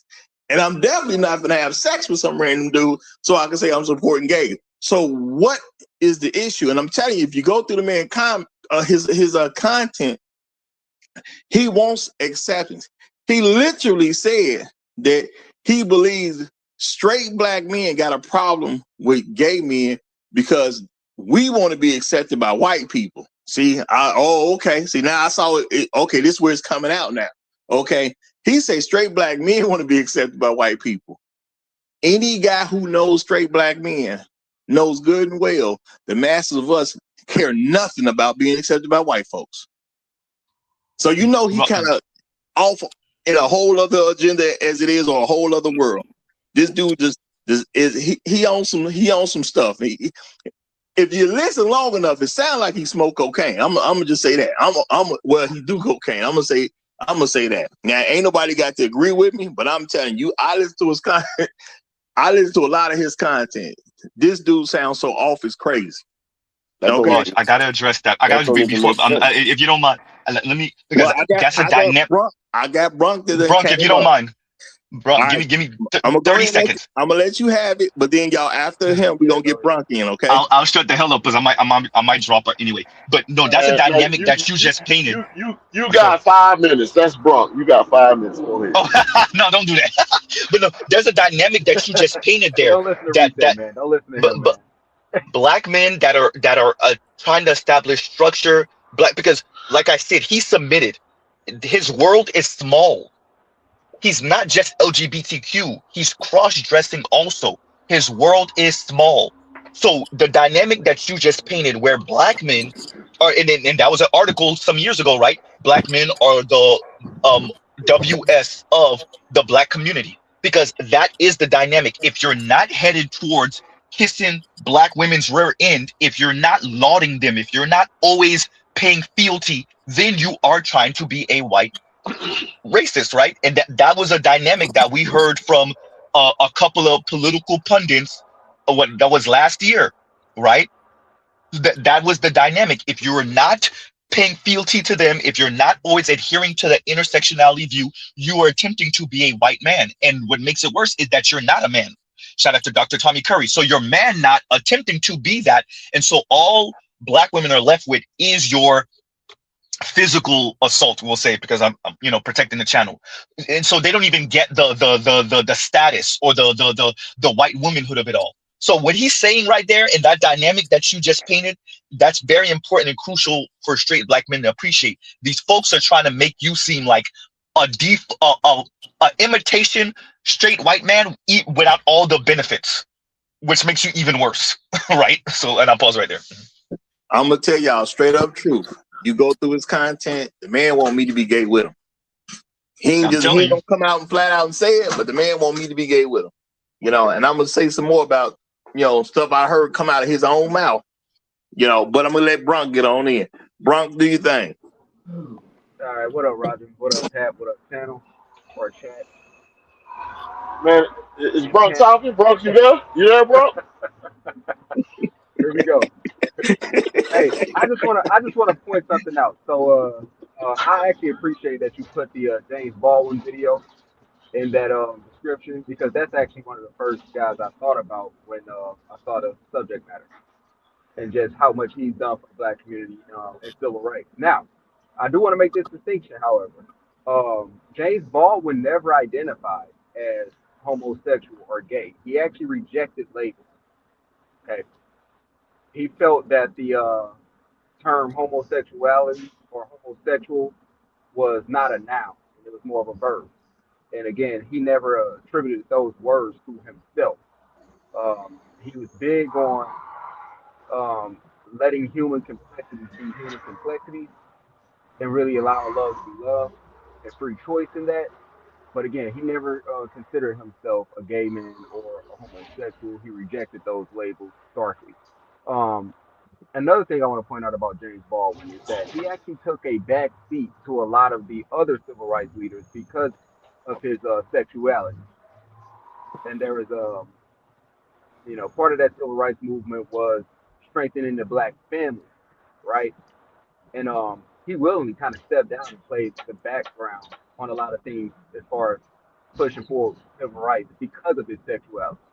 So I just wanted to really make those two distinctions as part of my opening statement. I got a lot more to say about this, but I'll land my plane there for now.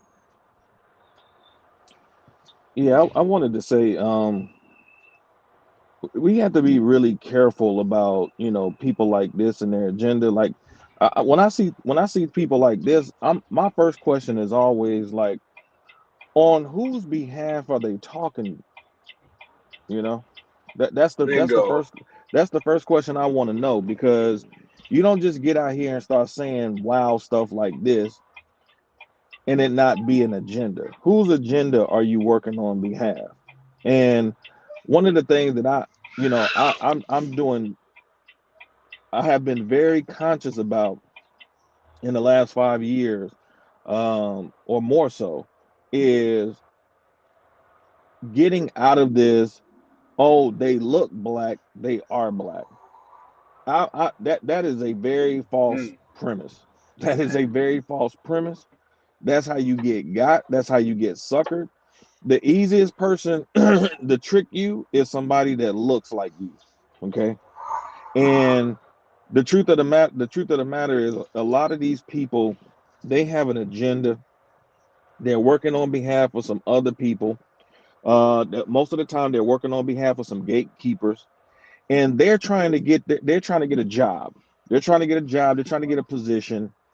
And at the same time, like, we have to be conscious of this as a group, because sometimes our own humanity can be used against us. I think in a lot of instances, I think black people are more like, just live and let live at this point. There used to be a point in time where black people were more, values wise, more conservative. I'm not saying that from a political standpoint. I'm just saying that from a value standpoint. And because conservatives don't own values. But I think at this point, from a collective standpoint, black people in general, especially even black men, are more like live and let live. I think black men as a collective are more about just not being bothered. And it just seems like every time you turn around, as much as black men try to not be bothered, they're constantly being bothered. So you got to ask yourself, like, why would this guy want to come out here and pick a fight with straight black men, knowing based on his own conversation about going to the barbershop that black men ain't gonna never rock with that. They never gonna rock with that from that particular perspective. So you already, as a black male, you've been privy to being in those spaces to hear how straight black men think about these issues. They're not gonna rock with you. So it's really kind of pointless.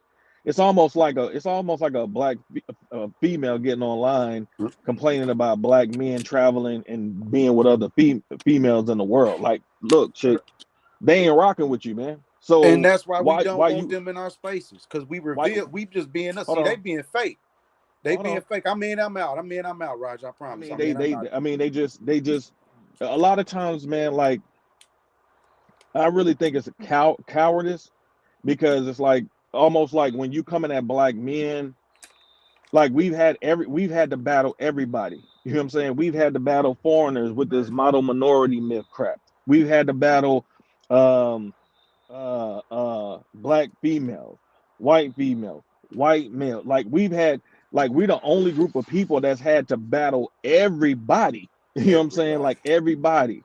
And so it's like, I mean, at a certain point, man, y'all just got to, just ride out and just stop, like, just leave black males alone.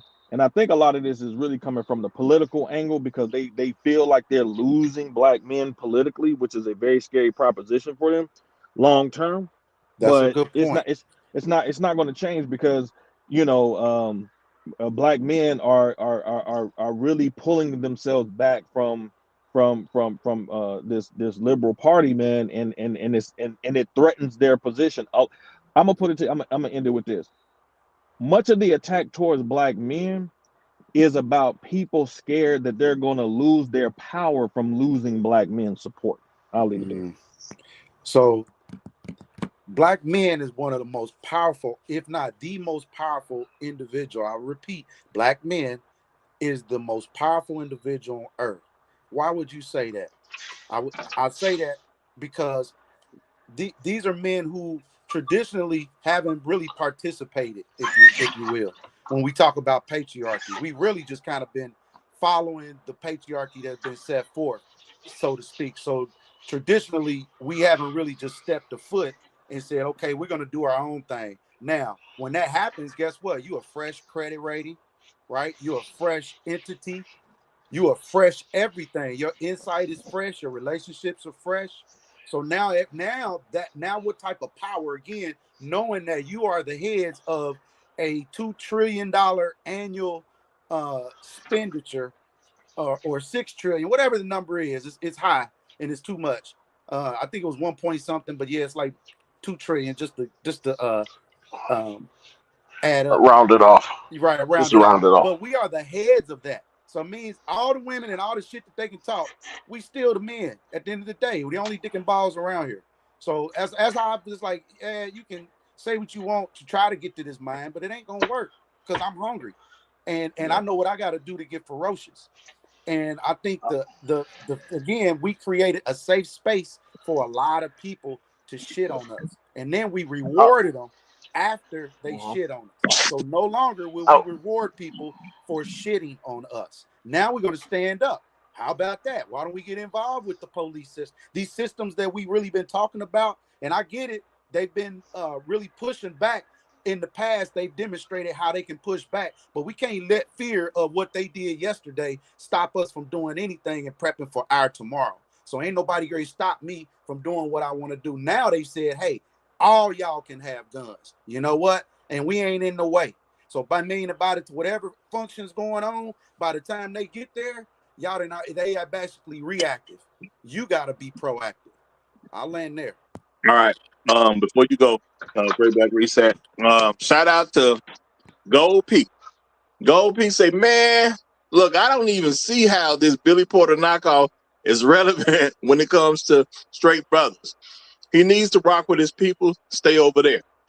Now I'm gonna say that's part of what he's trying to use. Why can't I be included with straight black men? Because you're not a straight black man.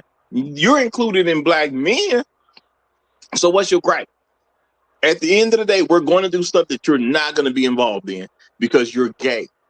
And it ain't none of us slap the dick out your mouth. None of us. Okay? You can't get a straight man to slap a dick out your mouth because we don't want to touch the other dude's dick. So why do you care about what we're doing when it has no bearing on you? Every woman I get with ain't got nothing to do with you. Every man that some woman see with ain't got nothing to do with you. Why do you care? Because I don't care what gay folks is doing in the bedroom. I'm just telling you straight up truth. I ain't never asked, ain't never gonna ask. I don't want to hear about it. I ain't gonna check into it. It does not concern me at all. It's a non-issue for me. But he is definitely making what straight black men do an issue for him. Now, the only thing that's gonna tell me is that, yeah, now he's openly said he's gay. So to me, you just a gay man who wants to sleep with straight men. That's his idea. If I could just turn a brother, I'm gonna make somebody straight be gay. Guess what, y'all? You can't make a man be gay. You can find another guy who is gay that ain't told nobody yet, but you can't make a straight man be gay. We don't work that way. Okay? And I'm gonna get into some of the issues that even he pointed out, but I'm gonna let Great Black Reset say what he want to say. Go ahead, brother. Yeah, in response to some of what Rael was saying, here's the sickness. This brother don't think he's a black man. This particular individual thinks being gay exempts him from the issues and troubles of being a black man.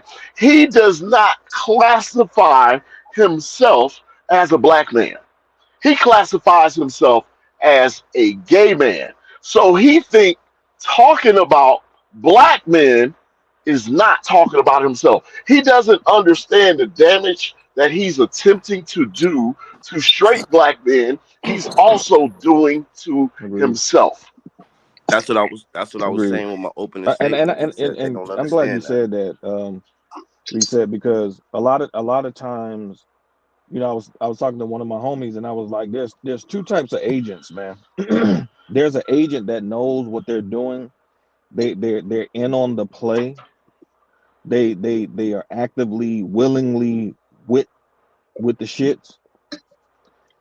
And then there's the other type, to me, which is more dangerous, is the person that's an agent and doesn't even know they're one. And that's what, to Right. me, he represents. He He's is a one of, he's a he's a Manchurian candidate for black right. women. Yes. And Ah, so and damn. this is why I said about you got to know, you got to learn how to see beneath the surface of stuff, like, because they'll get you so emotional about the gay stuff, like, but you're not really seeing the bigger play. That's That right. person is used, That's right. like, they use that to neutralize you, to try to say, oh, like, you don't have standing because you don't accept their lifestyle. So then you're neutralized because you're not free to say what you really want to say. And then they slide some other stuff through, but they're using their position, because the truth of the matter is, let's keep it real. The only reason why these types of people can actually say something is because politically they've been empowered to say something. That's the only reason why they can. And so that actually filters down to your overall culture, to the point where people inside your group is looking at you sideways for standing on some masculinity, because they've accepted it, because they've accepted the party that they're supporting and their platform. which is bogus. You know what I'm saying? Because it should be the opposite. It's your family dynamic that should be the grounding and the foundation of what you represent, not a political party. Because political parties can come and go, but your family standing should always be grounded. And the fact that these people were able to use political platforms to actually push this stuff in a cultural framework shows you how much people in our own group and other groups have actually allowed them to reformat how we view our own family structures and who is considered a man and who is not. I mean, if you let these people tell it, they'll look at these people as being more man than we are. I mean, which is crazy because historically, like even when I look through my own psychological literature, you had white people literally saying like this lifestyle was the absence of masculinity. So it just goes to show you like a lot of people, like what Z was talking about being in the in group. A lot of people will support these types of things just so they can be in the in group. Like we stood on a whole lot more stuff in previous generations, but now because people's identities are so warped, man, because they foundation in terms of our family structures is so broken, they're basically like a blank canvas to basically tell them who they are instead of your family telling you who you are, your family letting you know, like, look, you come from this kind of family, like we ain't on that type of stuff. Now you see cases where, I mean, you saw during the election a couple of years ago where people was telling politicians were telling women, hey, if you want to vote for Harris, don't tell your husband if he's Republican and stuff like that. So I mean, they would just or don't go to your family Thanksgiving if they That's supporting some real. Republicans. You right. That You know what was I'm saying? going on. So we're letting these people have way too much control in our foundational upbringing to the point that by the time people get old, like they're just like he said, man, like a Manchurian candidate, man. They're agent and they don't even know it. Yeah. Now, usual business has come up, so I'm gonna go ahead and give us the usual business. Then I believe there was a super chat I got to get to. Matter of fact, hold on, right here. It's Elder Blood. Shout out to. He said, "Can someone explain my last comment? This elude me." Okay, now I gotta see what the comment is. Okay, here we go. Compulsory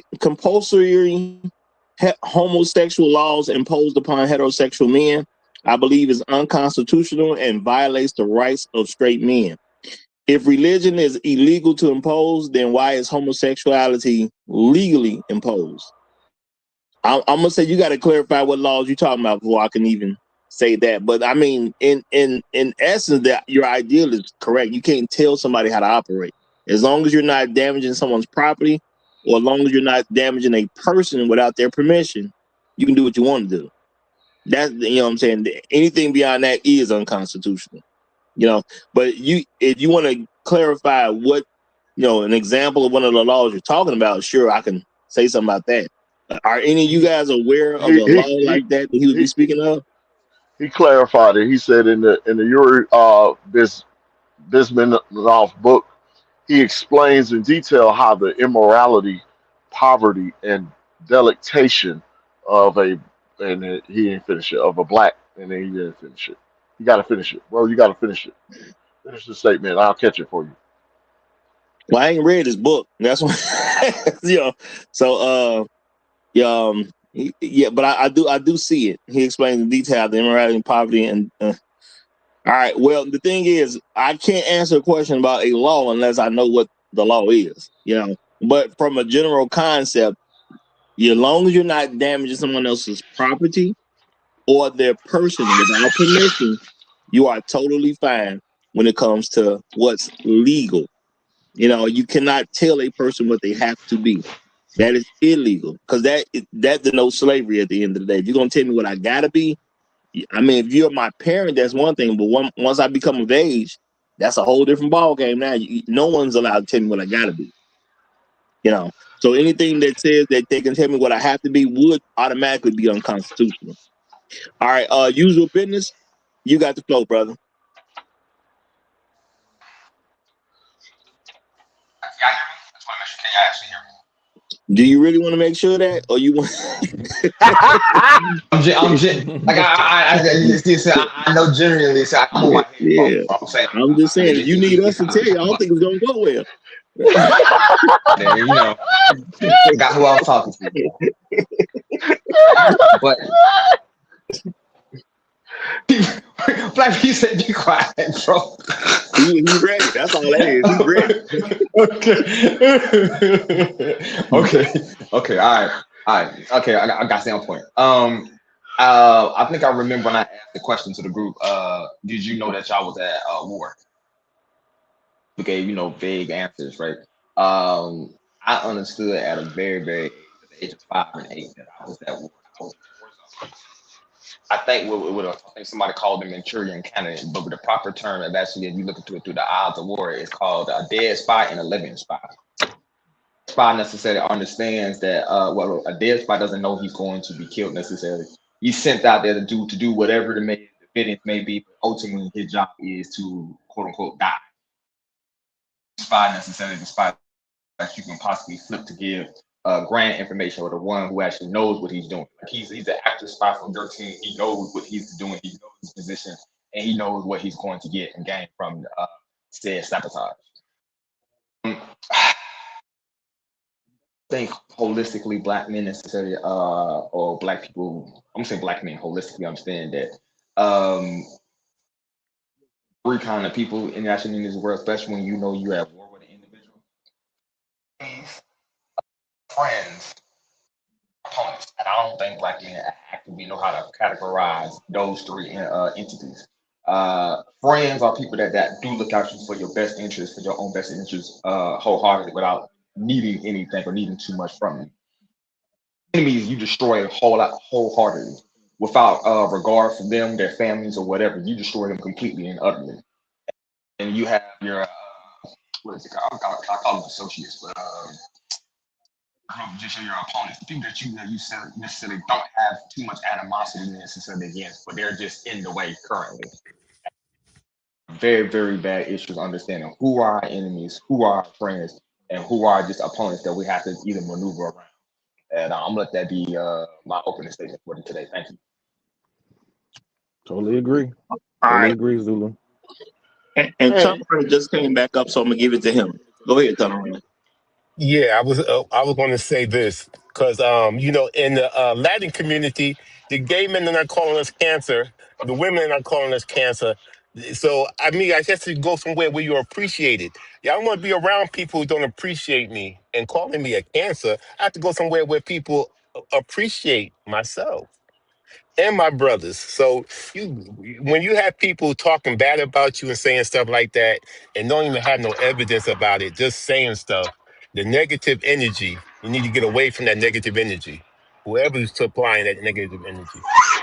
Yeah, but that's like Oh, it's like in your company. In your company, you don't hear nobody really talking good about the boss. They never will talk good about the boss, but the boss don't care. All I care about is I'm making double, triple, quadruple what it is that I'm giving you for you to be here today.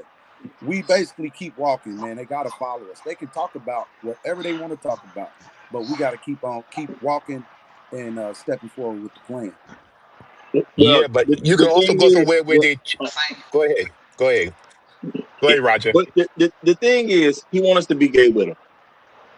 See, a lot of times we just believe stuff people say, and I'm not saying people lying all the time. Now, when it comes to women in general, they do lie pretty much all the time. They do. You know what I'm saying? They do. That has been my experience my entire life. And I don't care what kind of woman you're talking about. They generally lie. But men don't lie from time to time too. Let's keep it real. And my thing is, I'm not saying it is a lie, but I look at certain situations and it don't sound like the truth. Now, he did say he was watching the award show with his friends, and some of them were straight males. Let's have a realistic thought process. How many straight males are kicking it at some gay man's house? Generationally, Roger. Generationally. They different. What But at the he same time, ain't we young. different. He not young. You know, he got grades coming in.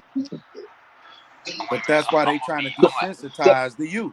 That's well, That's no, exactly what no, I'm why no. they want saying. to But hold on, desensitize the youth. hold Mm. on. Before you go with the youth, my point is, it don't even sound like the truth. If you mean to tell me, as old as he is, he got some friends sitting at his house and he gay. I mean, what they over there for? Now he said they was watching an award show together. Y'all, how many times have you been with a group of men to watch an award show? You straight. Yeah. Have you ever been with a group of men and watched an award show? Never. Hell no. In a See, that's crazy, people but never in people my are whole allowed to life. say all kinds of stuff, and I'm telling y'all, the truth got to make sense at the beginning, middle, and the end. That's Now, crazy. I'm Roger, not gonna say it wasn't no straight men present. Maybe he had some associates where they work for the same company and they gotta act like they're his friend or something like that. But Roger, realistically, this ain't never took place. Roger. We're gonna have to stop you because you're making too much damn sense. Damn Now it. you ain't had to say that. You ain't had to tell that much truth. I didn't even think about that. Yeah. Damn, Roger, I can hardly handle that. And to back up Hey, what you that's the saying, first thing I thought about. That's the yeah. first thing I To thought about. hold on, to back up what you saying, That's I'm crazy. You right. sure, I'm sure I have some gay male friends. I'm sure I do. I just don't know they gay. You hear me? These motherfuckers ain't Hey, told hey, me hey, yet. he was watching it. He was watching the award show with Dwight Howard, man.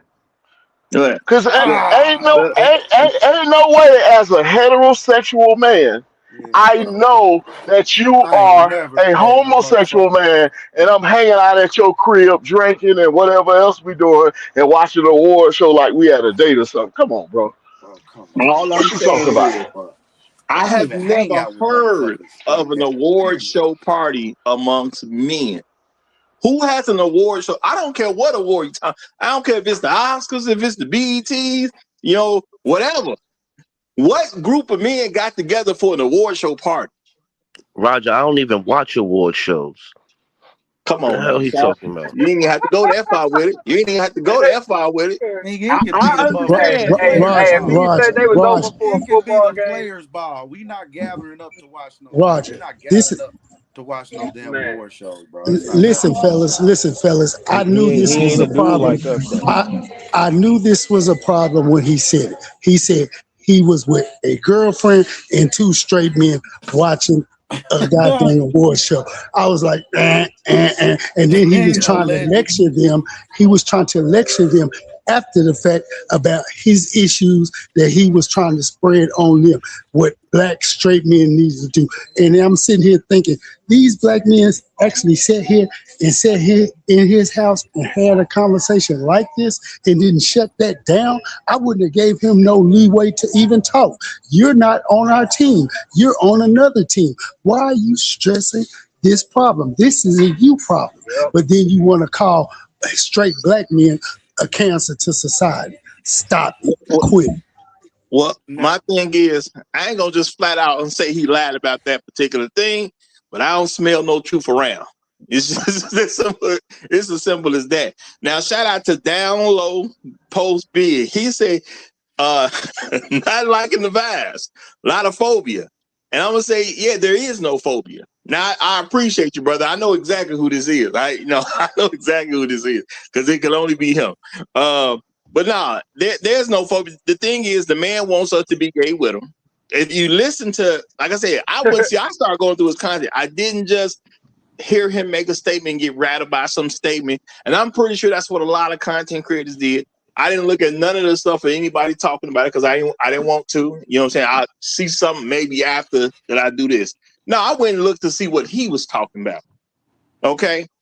Just because somebody throws out a irresponsible, incorrect message does not mean I need to fight that particular message at that particular time. That narrative that we are cancers has been out. Okay, America started that. He didn't start that. America been saying that. He didn't say nothing new. At the end of the day, Roger. though, when I listen to his content, he don't sound like a person that doesn't throw a lot of lies into his content. Man, that's some white folks Yeah, shit. you want to be around Ain't no people niggas that saying no shit appreciate like you, that. that That's some people who white want to folks. be around you, people who think that you're a good person. If anybody Yeah. thinks that you're a cancer, whether it's a woman or a man or whoever, you don't want to be around them. You don't want them talking about you saying enough. You want to be around people that will applaud you and will, celebrate you. Exactly. It ain't nobody that love you, brother, sister, your pappy. Boy, listen, my father and I was blessed to have two. And neither one of them motherfuckers was, excuse my American, you know what I mean, was they both was hell. Let's just say that. But at the end of the day, they was men. And so when I became an adult, right, it wasn't for me to hold nothing against them because I started now realizing the type of man that I came from and the man that I am. I cannot be everything that you want me to be. Only thing I can be is me. And all your rah-rah and campaigning or campaigning to try to change me to be some shit to appease, to make you comfortable in your world, right, ain't gonna work. Because again, you got to climb this. You don't understand the mountains that some of us had to climb to get to where we are. We don't have to brag about how much money you got, education, none of that shit. It's just certain levels that peace of mind is something that when you attain it, to me, is more valuable than money. And you're not gonna let anything disrupt your peace of mind. And so when you teach or you talking or you trying to give information, that's gonna always be at the forefront. People want to run to religion, that's fine. But to me, it always comes down to whatever level peace of mind that you have. And so others, for their peace of mind, want you to participate in their delusion. And if you don't participate in their delusion, then you all kind of scared. You know what I'm saying? Instead of us just being, you know what, this is for me, fuck my peace of mind, right? I got to bow down to all these laws and everything that they done created for you to feel good in your little bully world, right? But forget me and my world. Bully me, right? And forget Man. my world and what we got going on over here. It's Yup. not going Just stop down. being less of a black man for our convenience. Yep. All right, I got a super chat. I'm about to read this, and then we're gonna give it to Perfect Timing Podcast, who just came up, and I'll be switching people in and out, so everybody get a room and speak their piece. All right, somebody got some noise in the background.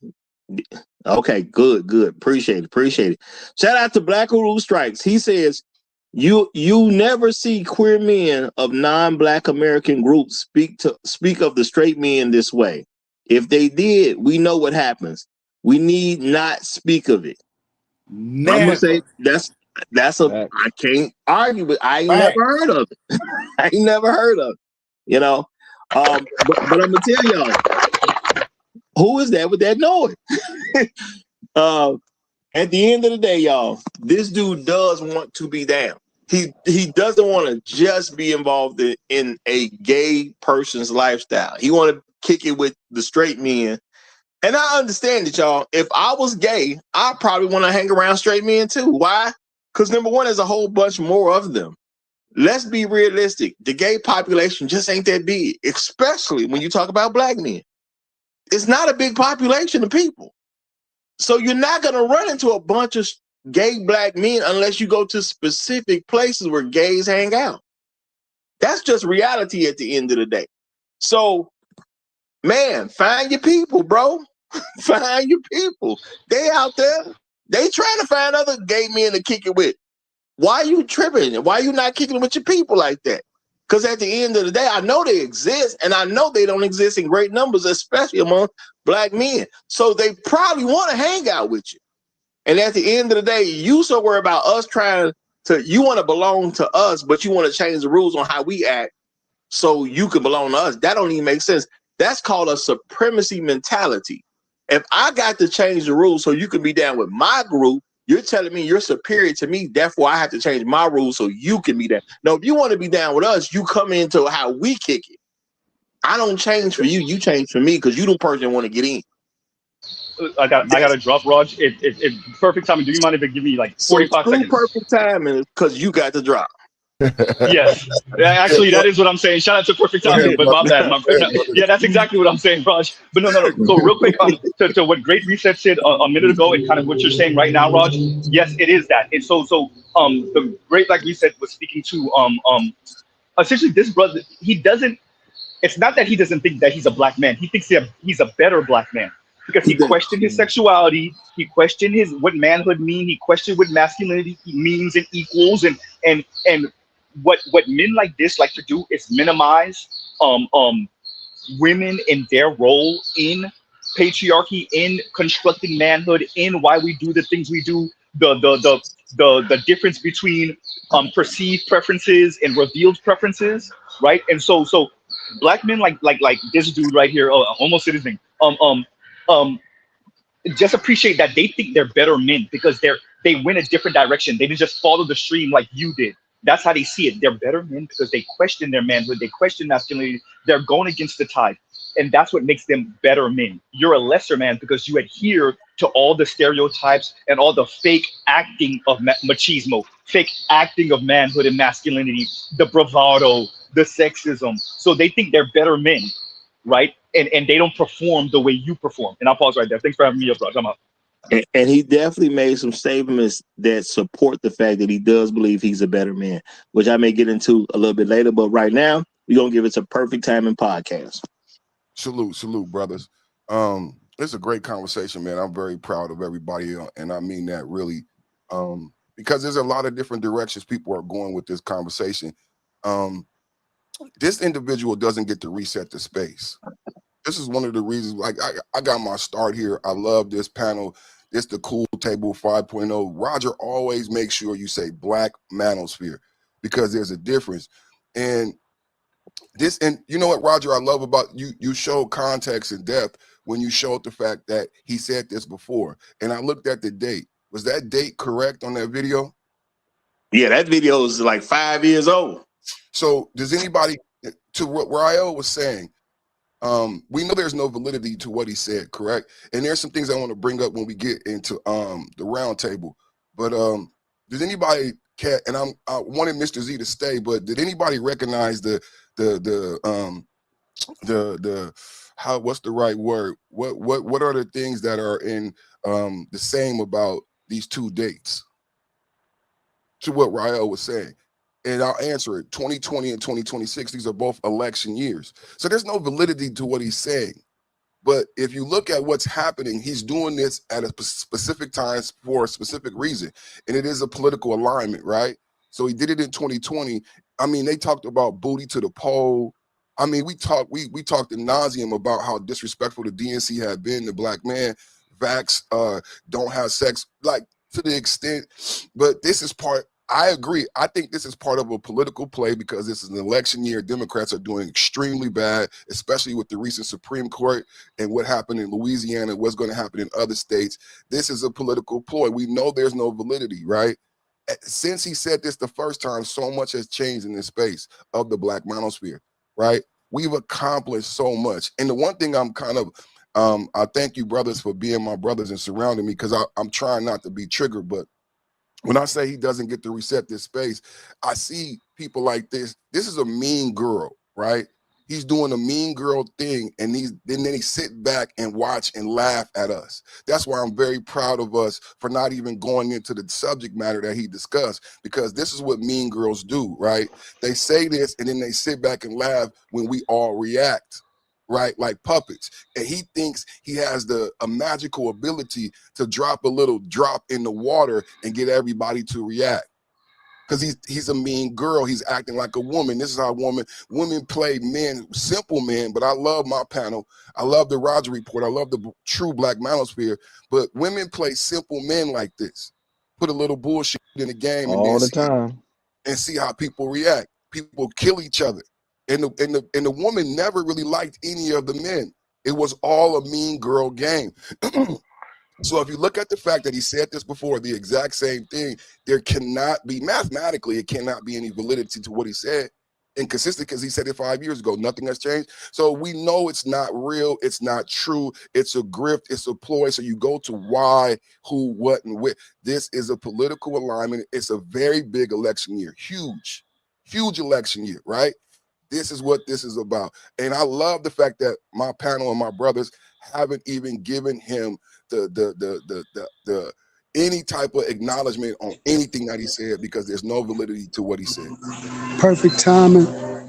my sentiments exactly, but I actually feel sorry for his mom.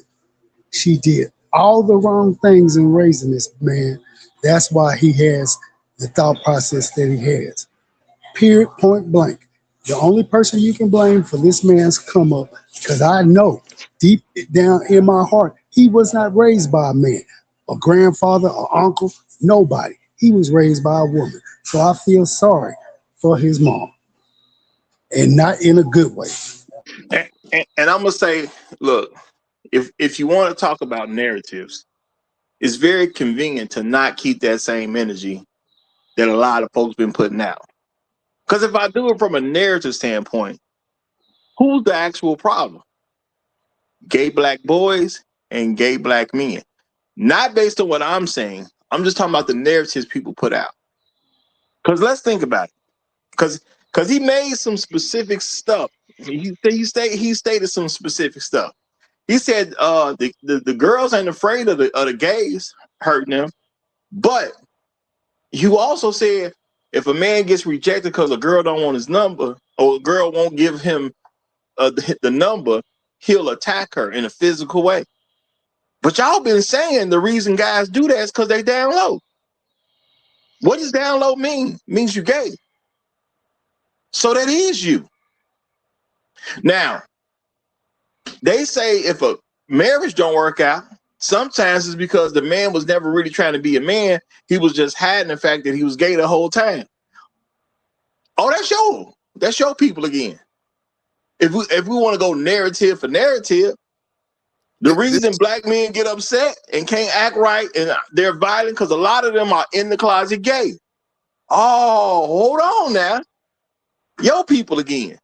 See, all this stuff about narratives, when you look at that, a lot of that stuff go right back to gay people. The thing is, he don't believe what he said. This is the grift about it. That's why it's a script. That's why it was so beautiful that you showed the context in 2020. It's a script. He don't believe what he said. He reading from a script and he pulls it out when he thinks the timing is right, when he can get paid from it. This is a person. He's a whore and a mean girl.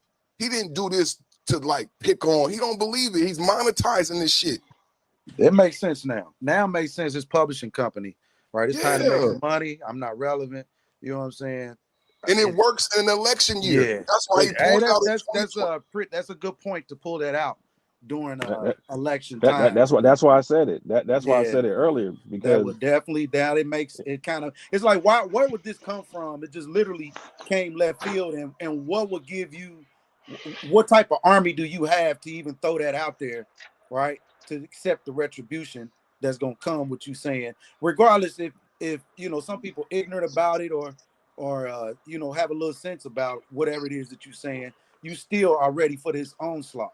So that's why I know that I would not think that this wasn't, and you a YouTuber, you are a streamer, so I'm sure this didn't come by no type of plan or design. But again, go back to why we always got to be, and everything black people do is like everybody comes and scoops out the Black River to start making money. So first 48 hours, cops, anything black people, black women this, even all the YouTube, black women this, black women that, black man this, black man, black.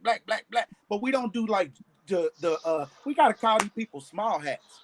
And we ain't even getting the Sikhs and the Asians, East and West, involved in nothing that we talking about. But and they not demeaning each other when they had conversation. It ain't conversation on, you know what I mean? You have these incels. We do have incels, but it's like for the most part, it's a lot of portion of our community that indulges in almost it's a fake world that's been created that people are actually indulging into. Right. Well, I'm gonna say, look, when it comes down to it, people promote narratives because a lot of people just won't do it for money. And normally I say I don't really cover what other content creators are doing because I already know what the play is. They doing stuff for money. They just saying stuff because they're trying to get paid at the end of the day for the most part. Now, this person, I didn't check. I don't check all this social media and all that type of stuff. I just don't be caring to do all that. But he did have a sizable YouTube subscriber base. It was over 400,000.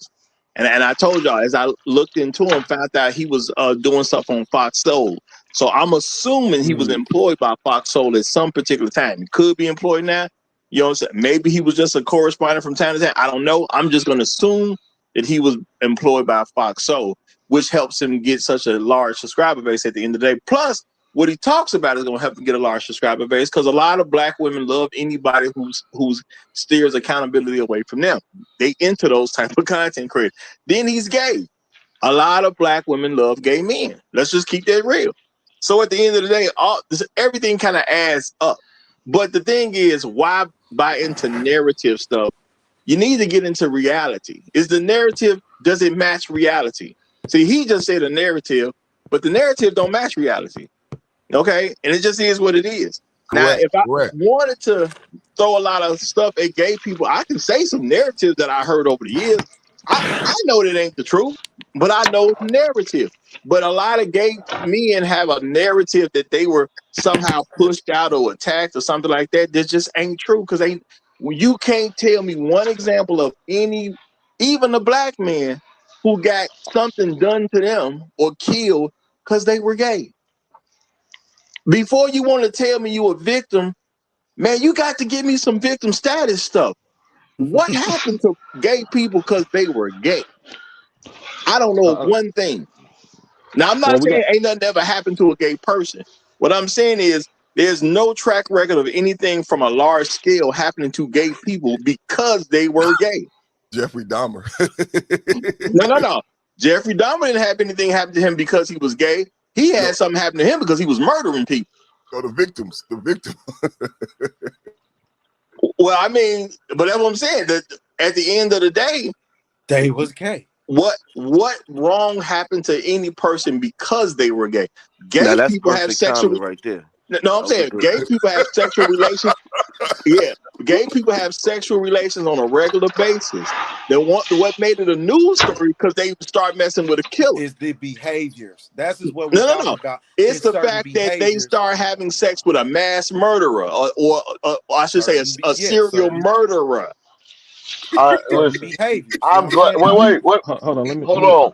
Let me get in real quick. I'm glad he said Jeffrey Dahmer, right? Listen, going against what his narrative is, he said black men are the cancer of the community. Jeffrey Dahmer's a white man. They ain't got nothing to do with us, whether they gay or not. Excellent. Look, excellent. man. Excellent. Hold on. Let me say this. Let me say this. Okay. Because again, man, we got to really understand. Like, okay, so a lot of these people, man, we saw in the last election, we saw people like Roly Poly Martin and a lot of these other people were secretly getting paid money. Okay, and they were claiming that they were journalists and all this other type of stuff. Like, first of all, if you're a journalist, you're supposed to be neutral and objective. You're not supposed to be on a side. And if you're on a side, you're supposed to be forthright about you being on the side. And if you're secretly getting paid and you don't say that, then you're not being forthright. Now, I want people to realize why I bring up Obama in this particular context, because we got to understand this from a political perspective, man, or we're gonna miss the whole play. Now, most of y'all probably don't remember that he signed into law. This is during his first term, so this is about a year into a year into his first term. He signed the Matthew Shepard and James Byrd Hate Crimes Prevention Act. Do y'all remember who James Byrd was? Yeah, civil. He was the. You're not talking about Texas, Robert Byrd, are you? not Texas. Okay, Texas. you know AL. You know the Yes, guy I that do. he was tied to. He was drugged by a chain about 60 feet or so in Texas. It was 3 years after my high school graduation. Right. Behind So the truck, right? Behind the truck. by the truck, I Yep. think he actually got his head was decapitated. Okay. He put this dude Matthew Shepard, on the same hate crime bill, bro. He used a black man who was killed over racism as a cover to put this dude, which was his real agenda. His real agenda wasn't hate crimes for black people. That wasn't his real agenda, dog. His real agenda was to pass some stuff for gay people, and he used the heinous death of James Byrd as a cover for it. And just to let you know, like this is what it said. Now, it said this landmark legislation was expanded. This landmark legislation expanded existing federal hate crime laws to include violent crimes motivated by a victim's actual or perceived sexual orientation, gender identity, or disability. It said the purpose, it was named after Matthew Shepard, a gay student who got murked in 1998, the same year. Appreciate you for asking. And James Byrd, and the act aimed to protect LGBTQ individuals from violence. It didn't say anything about Byrd, like the importance of him and his position. Now, why am I bringing this up? Because as far as I know, hold on 1 second. Everybody mute up. Y'all got background noise. You mute up. Yes, I do. Now, this is the play that they're constantly trying to use, man. They need straight black men to get stuff over the line. Hell, they need straight black females to get stuff over the line. There are things that we used to never support collectively as a group that we do support now. Okay. And them putting this is what they constantly been trying to do. I told y'all about John Lewis when he supported when he was against the Defense of Marriage Act. He was one of the only few people who did not support that act, and he attributed to civil rights and discrimination against black people.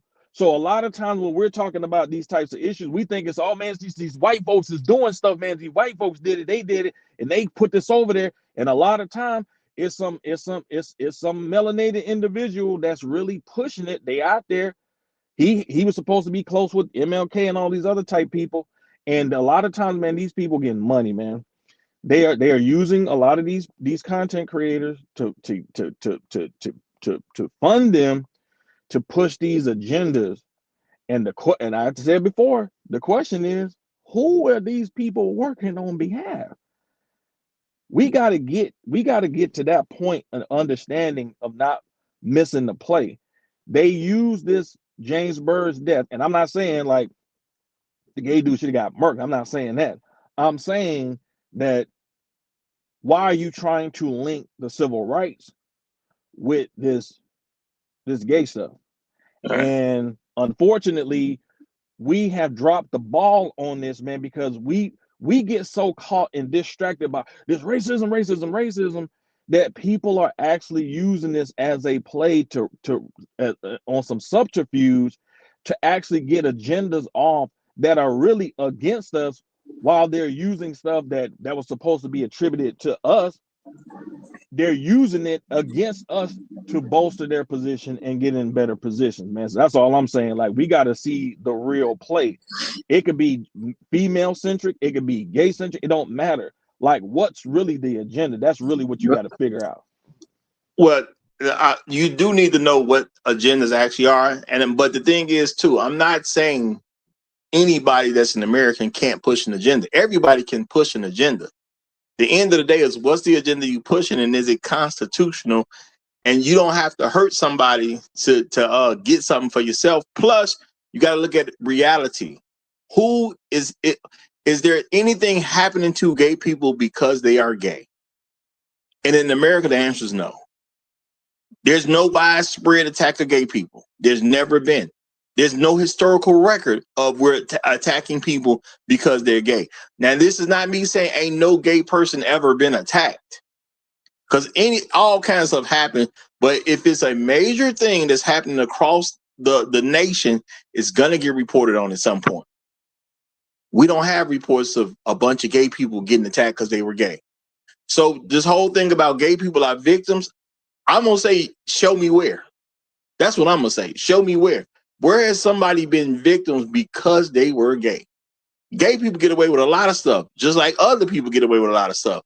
Stuff happens to regular folk. Stuff happens to gay folk. At the end of the day, I don't see gays getting hung from trees. I don't see it. Okay, I don't know where bombs got blown. Bombs got set off in a place where gay people came to worship. I don't know where shooters came into a place where gay people came to worship. Gay people do whatever they want to do, just like other citizens in this country do whatever they want to do. And I do not see a record in our society of people attacking people because they were gay. But you guys just uncovered like one of the most important things he was trying to do. He was trying to dehumanize us to the point that we are. And if you look at Shakari and what we've seen lately, before you go there, let me get these super chats in. Shout out to Gold P. He says if he wants to be gay and famous, he can go over there with Don Lemon and friends. He can go over there to MSNBC. They hire gay dudes all the time.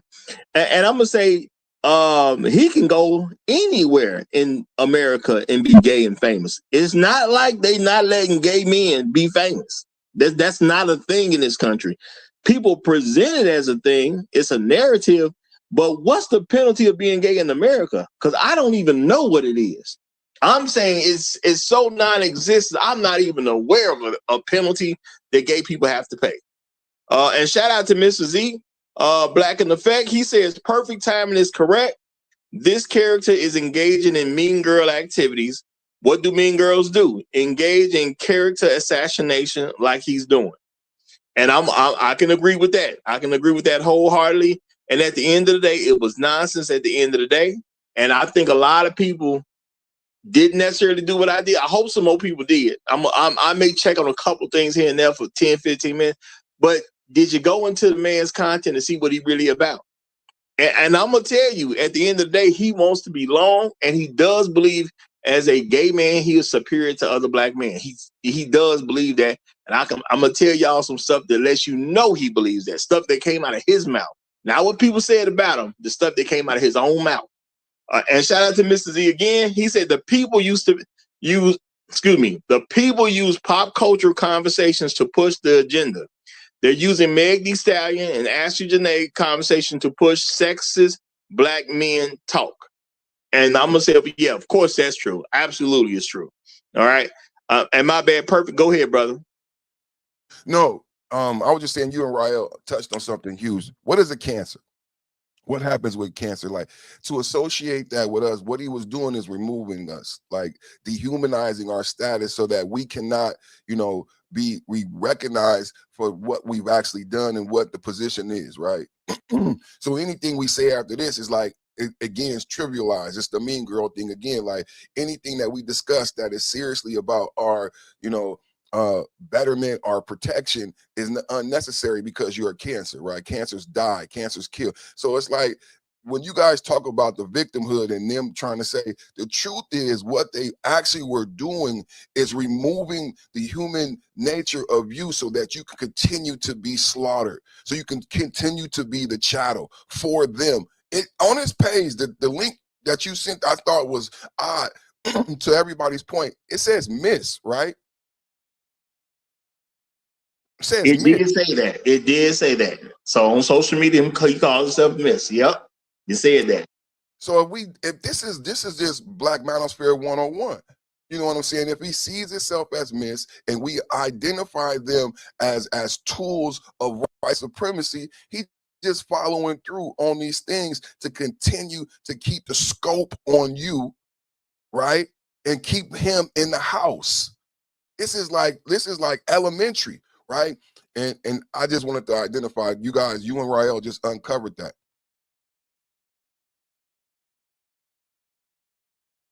All right. Well, I also want to tell you, when it comes down to it, he does see himself different. So he tries to play both sides of the fence, just like you see other people doing. He'll say all this stuff, but then, like I see a clip, he's doing the interview or whatever. He talked to some people. and y'all, this is not a joke. This is what he actually said. I'm paraphrasing, but this is what he actually said. He said, I think straight black men look at gay black men and they become jealous because in this society, gay black men get to be free. If they want to wear a pink jacket, they just put a pink jacket on and go about their business. If they want to dress up and do frilly stuff, they just do it and go about their business. Now, this ain't exactly what he said. He did mention the pink jacket, though. But he said gay black men are basically super free to do whatever they want in society. And because society is always trying to come against straight black men, we look at them through the eyes of jealousy because we can't get to be as free as they are.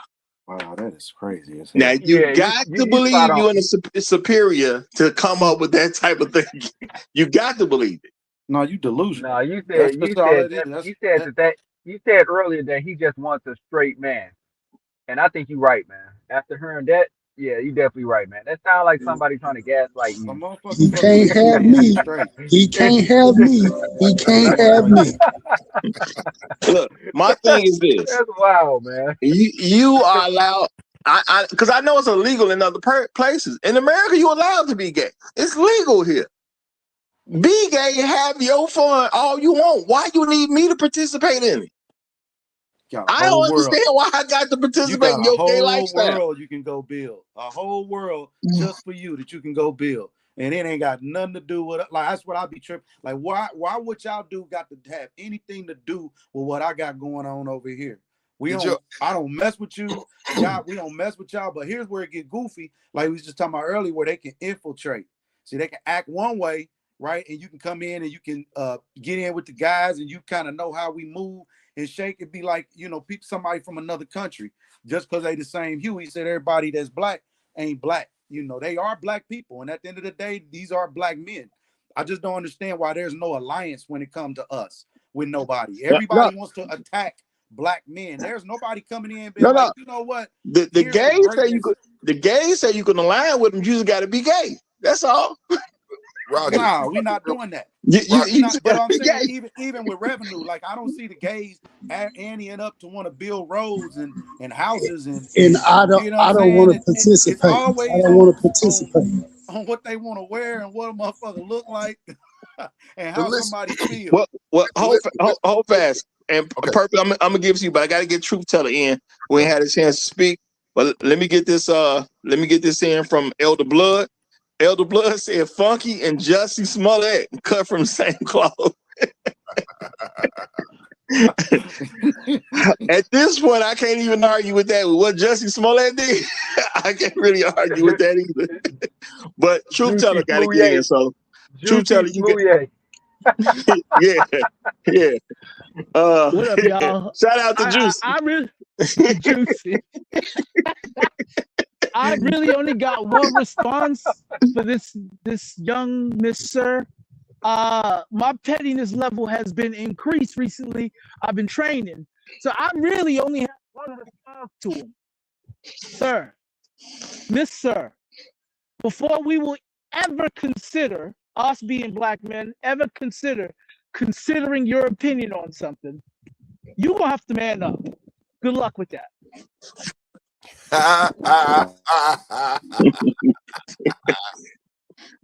Okay, real quick. All right, hold on before you go perfect, y'all. I'm swapping a couple people in and out so we can make room for everybody to speak. Okay, so you ain't got to go nowhere. It ain't that I don't like it something. Yeah, I'm just swapping folks out so people have room to speak.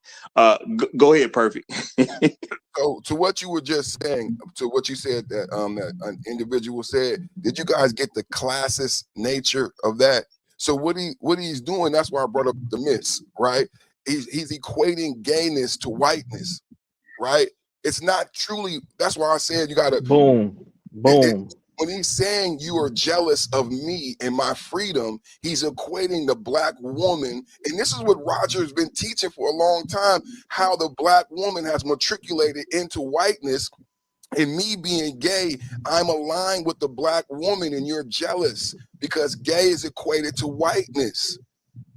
I saw a video one day to support this of a straight black man, young dude who was homeless, and this, and a homosexual. And he said, I go from city to city and state to state, and I lie about my sexuality because if I tell them I'm a black gay man, I can get money. I didn't got people give me apartments for 6 months, jobs, cars, all based on that. Going from city to city in America, this infrastructure exists. So that's what he's saying when he's Roger. That's what he was saying. I'm equating gayness to whiteness, and you're jealous that you don't have the freedom to be a house Negro. And they allow me to be a dainty boy, and that gives me, in his eyes, a certain freedom that you would be envious of. You know what else is really absurd about what Roger just read that he said? He associated freedom with wearing a particular color of his liking. So now I know black men that have worn pink and were not gay. So I'm trying to understand, how do you translate you having the ability to wear a particular color where there's no restriction on what colors you can wear, unless you go to certain areas and neighborhoods, you might have to wear some colors, but what does that have to do with the rest of us?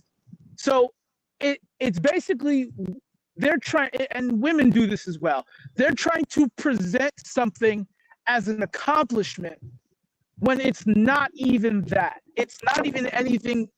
It's not even an accomplishment. He's actually presenting it as a win, which is why you want to be on our team, because you can get a win.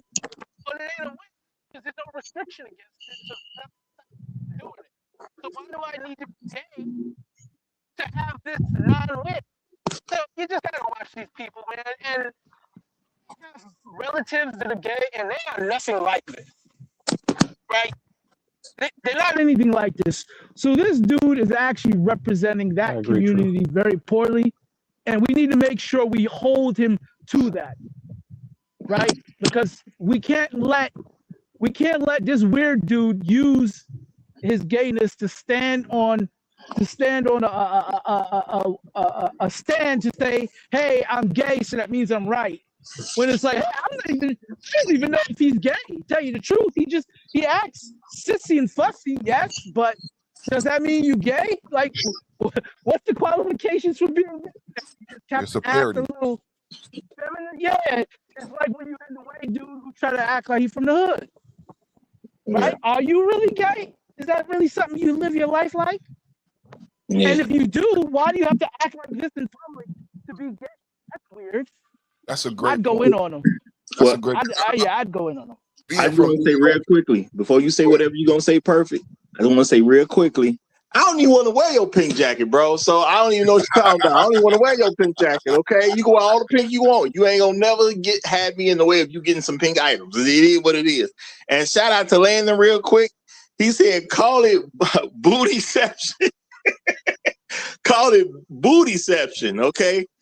You know what? But hold on, Roger. See, the thing is that I'm gonna use that.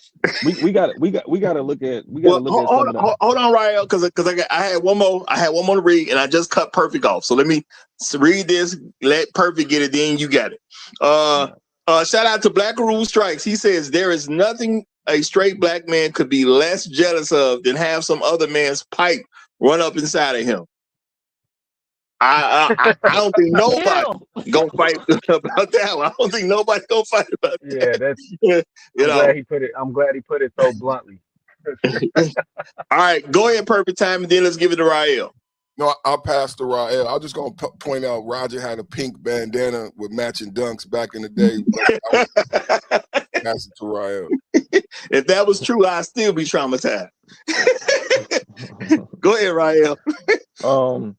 Well, we got to look at too a lot of we got to look at things from the institutions that we have partook as far as Black people is concerned, and we have to recognize that a lot of these institutions transformed Black people's cultural identity, especially if you're talking about the Black college experience and many of the organizations that many Black people decided to be a part of.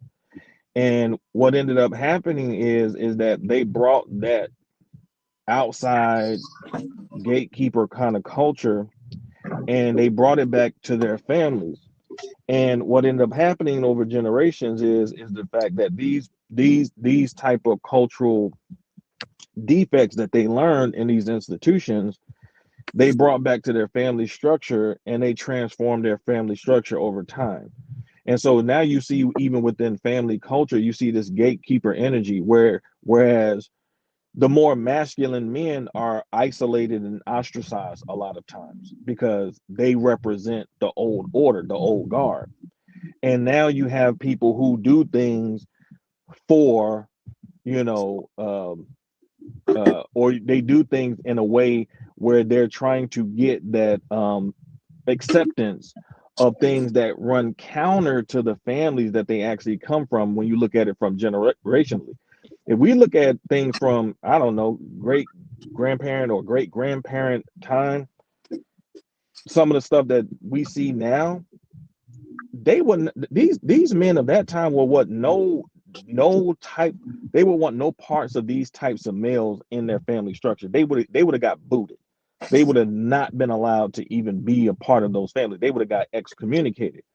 Now you see, because now the family structures are more ran by these females, now you see the acceptance of these types of behaviors because, again, a lot of these people went outside of their families, went to college, because we all know that from the elementary school on high school, and then from a college perspective, I mean, you're talking about, you start 5 years old, 18, 13, you're talking about 17 years of the ability to form an identity of a boy and a girl on up.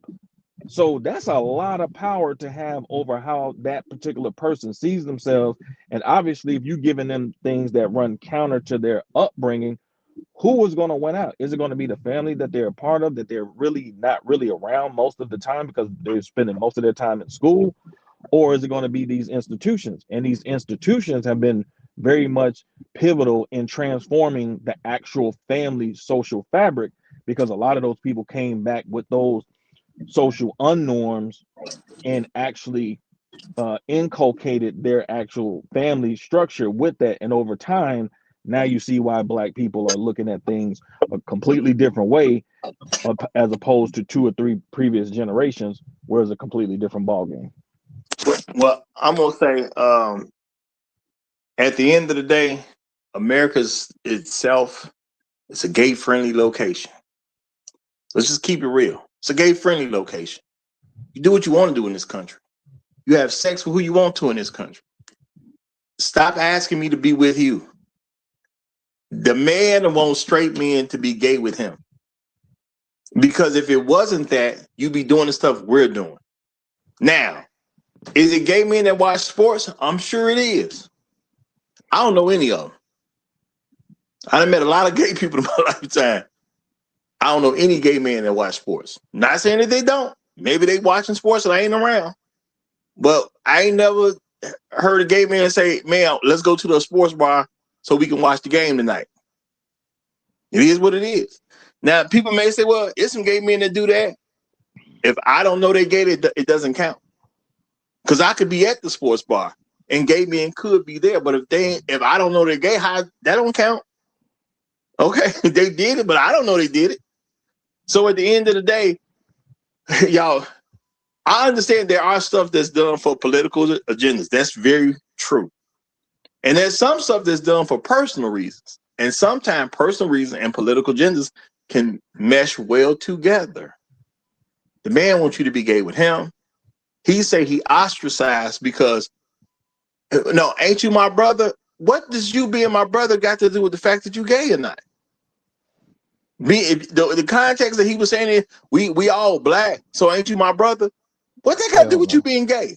If you accept that you was my brother, why are you telling me you feel wrong because we not kicking it with you? You know why we ain't kicking it with you. It ain't got nothing to do with the fact about your color. It's about the fact that you going out looking for men to have sex with, and we ain't on that. It's not complicated. I thought y'all heard me, but let me say it again, because my signal went out. Okay, so the institutions that we are a part of make a big impact on our family dynamics. And so in a lot of the institutions in terms of education, especially past high school, especially when you start looking at Black colleges, a lot of Black people and other colleges too, because you can join organizations, even if Black centric organizations, even though you don't go to a HBCU. But many of these organizations, many Black people join these types of organizations where the family, the things that they were engaged in ran counter to the things that they were brought up on. And I would make the argument that many of the things that they learned from a college perspective, they brought back to their family. And over time, they changed the cultural outlook in terms of their family dynamics because they imparted things that they learned from their college experience that transformed how their family operated. So things that you could do, like things that you could do when you were at college, you couldn't do at home when Paw was around and Paw was in control of the family. Mm-hmm. Now when you change the dynamics and the females run the family, they don't care. You can go out at any time of the, like back in the day, like if you was a female, if your dad was around, you better be home by dark. Even before then, you couldn't be in the streets going to the club and stuff like that. Man, that stuff was unheard of. Like you couldn't do that type of stuff. Like certain people could do that, but in general, you were not allowed to live that kind of lifestyle. You know what I'm saying? Because it led to certain types of behaviors. And what I'm saying is that we're talking about what 13 years of elementary school to high school, then you get to college. You're talking about 17 years of people being able to actually formulate your identity more than your family structure. They're spending the most hours with you. They're giving you they're telling you what your history is. They're telling you what's right and wrong. They're giving you these gay books and saying it's okay. So you're getting a completely counter to your to your formulation of your identity, as opposed to, especially when you have Black teachers, your Black teachers used to be an extension of your family. They knew your family. You know what I'm saying? We don't really remember that when integration happened, man, there was a lot of Black teachers and a lot of Black principals that was a part of Black schools that lost their jobs and their influence on Black boys and girls. So now you're talking about a completely different group of people actually educating you and telling you what's right and wrong. So now our concept of right and wrong has been completely flipped, because I think it was Z that said it earlier, or Perfect, that this person he think his gayness makes him white. And that's really where it comes down to it. So a lot of these people that be popping a lot of this Black stuff, it's not really about that life like that. Their cultural values does not line up with what Black people have historically been about as a group of people. So when we say Black, you got to talk about the era of time, what institutions they've been in, and how do they really perceive, basic things as far as right and wrong. You got to take a lot of these things into consideration, man, because a lot of times, man, we just talk this Black stuff on the surface, but Black shouldn't just be about what you look like. It should be what your cultural MO is. And a lot of Black people's cultural MO is on some white people type stuff, that's been attributed to white people, as opposed to what Black people were on historically and culturally. All right, So if let's, you ain't and had nothing, hold fast. My thing is, we don't even use that, Frank. A lot of Black women is on that, and a lot of gay Black men is on that. He just happens to be another one of them. At the end of the day, he said it himself. Y'all just want to be accepted by white people. That's projection, like women do. The one group of people in this country that ain't never ever done anything to show as a group that we want to be like white people is Black men. You ain't never had that happen. We don't look for their acceptance. We don't care about their acceptance. Their acceptance means literally nothing to us. The only thing we're looking for is fair treatment. We don't care how they feel, because it means nothing. And at the end of the day, this guy, I'm not going to say he ain't part of an agenda, because his platform is big enough for somebody to reach out to him to so he can have some level of influence, or because he's gay himself, somebody would have helped him out so he could have more influence. In this country, ain't nobody stopping you from being gay. So my thing is, gay people have no victims. And again, if you want to talk about the narratives he threw out there, keep that same energy. The narrative you say, well, y'all are hurting black women. Well, every time y'all say this stuff, y'all say the guy was gay. So I think that's y'all.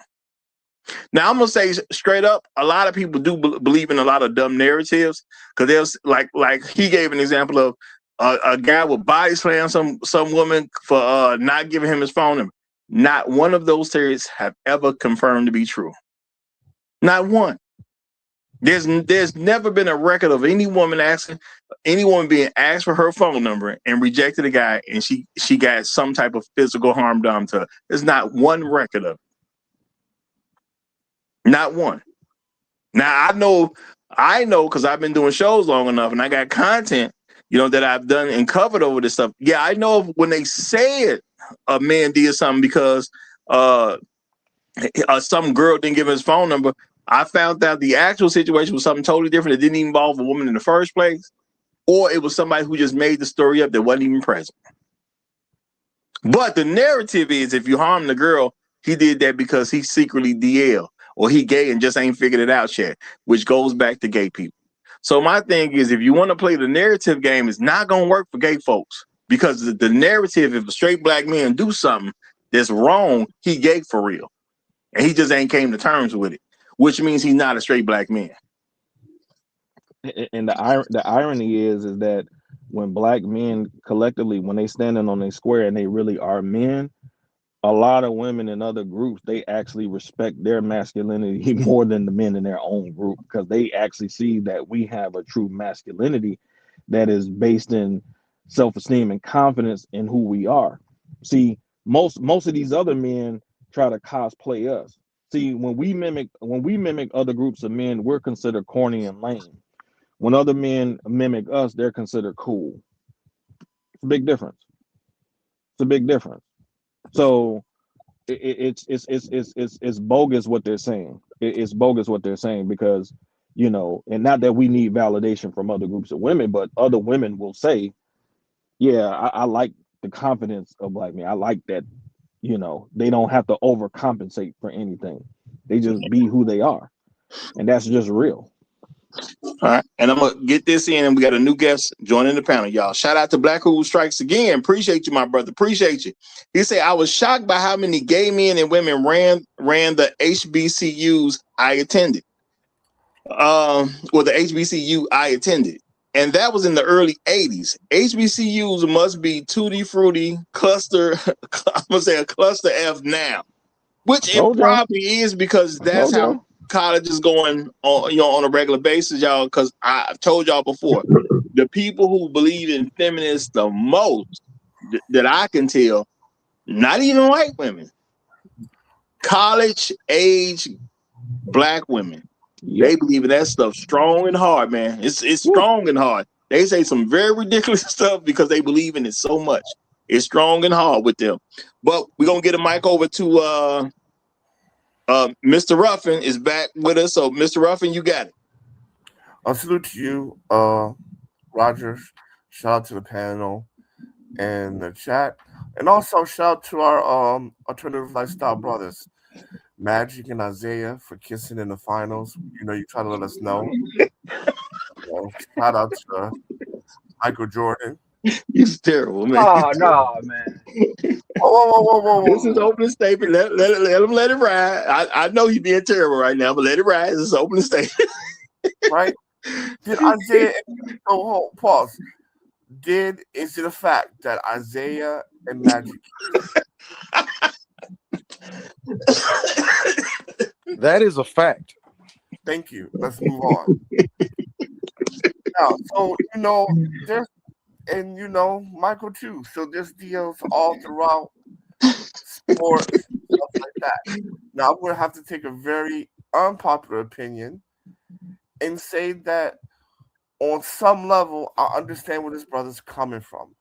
Because when it comes to the black community, right, we are very anti alternative lifestyle.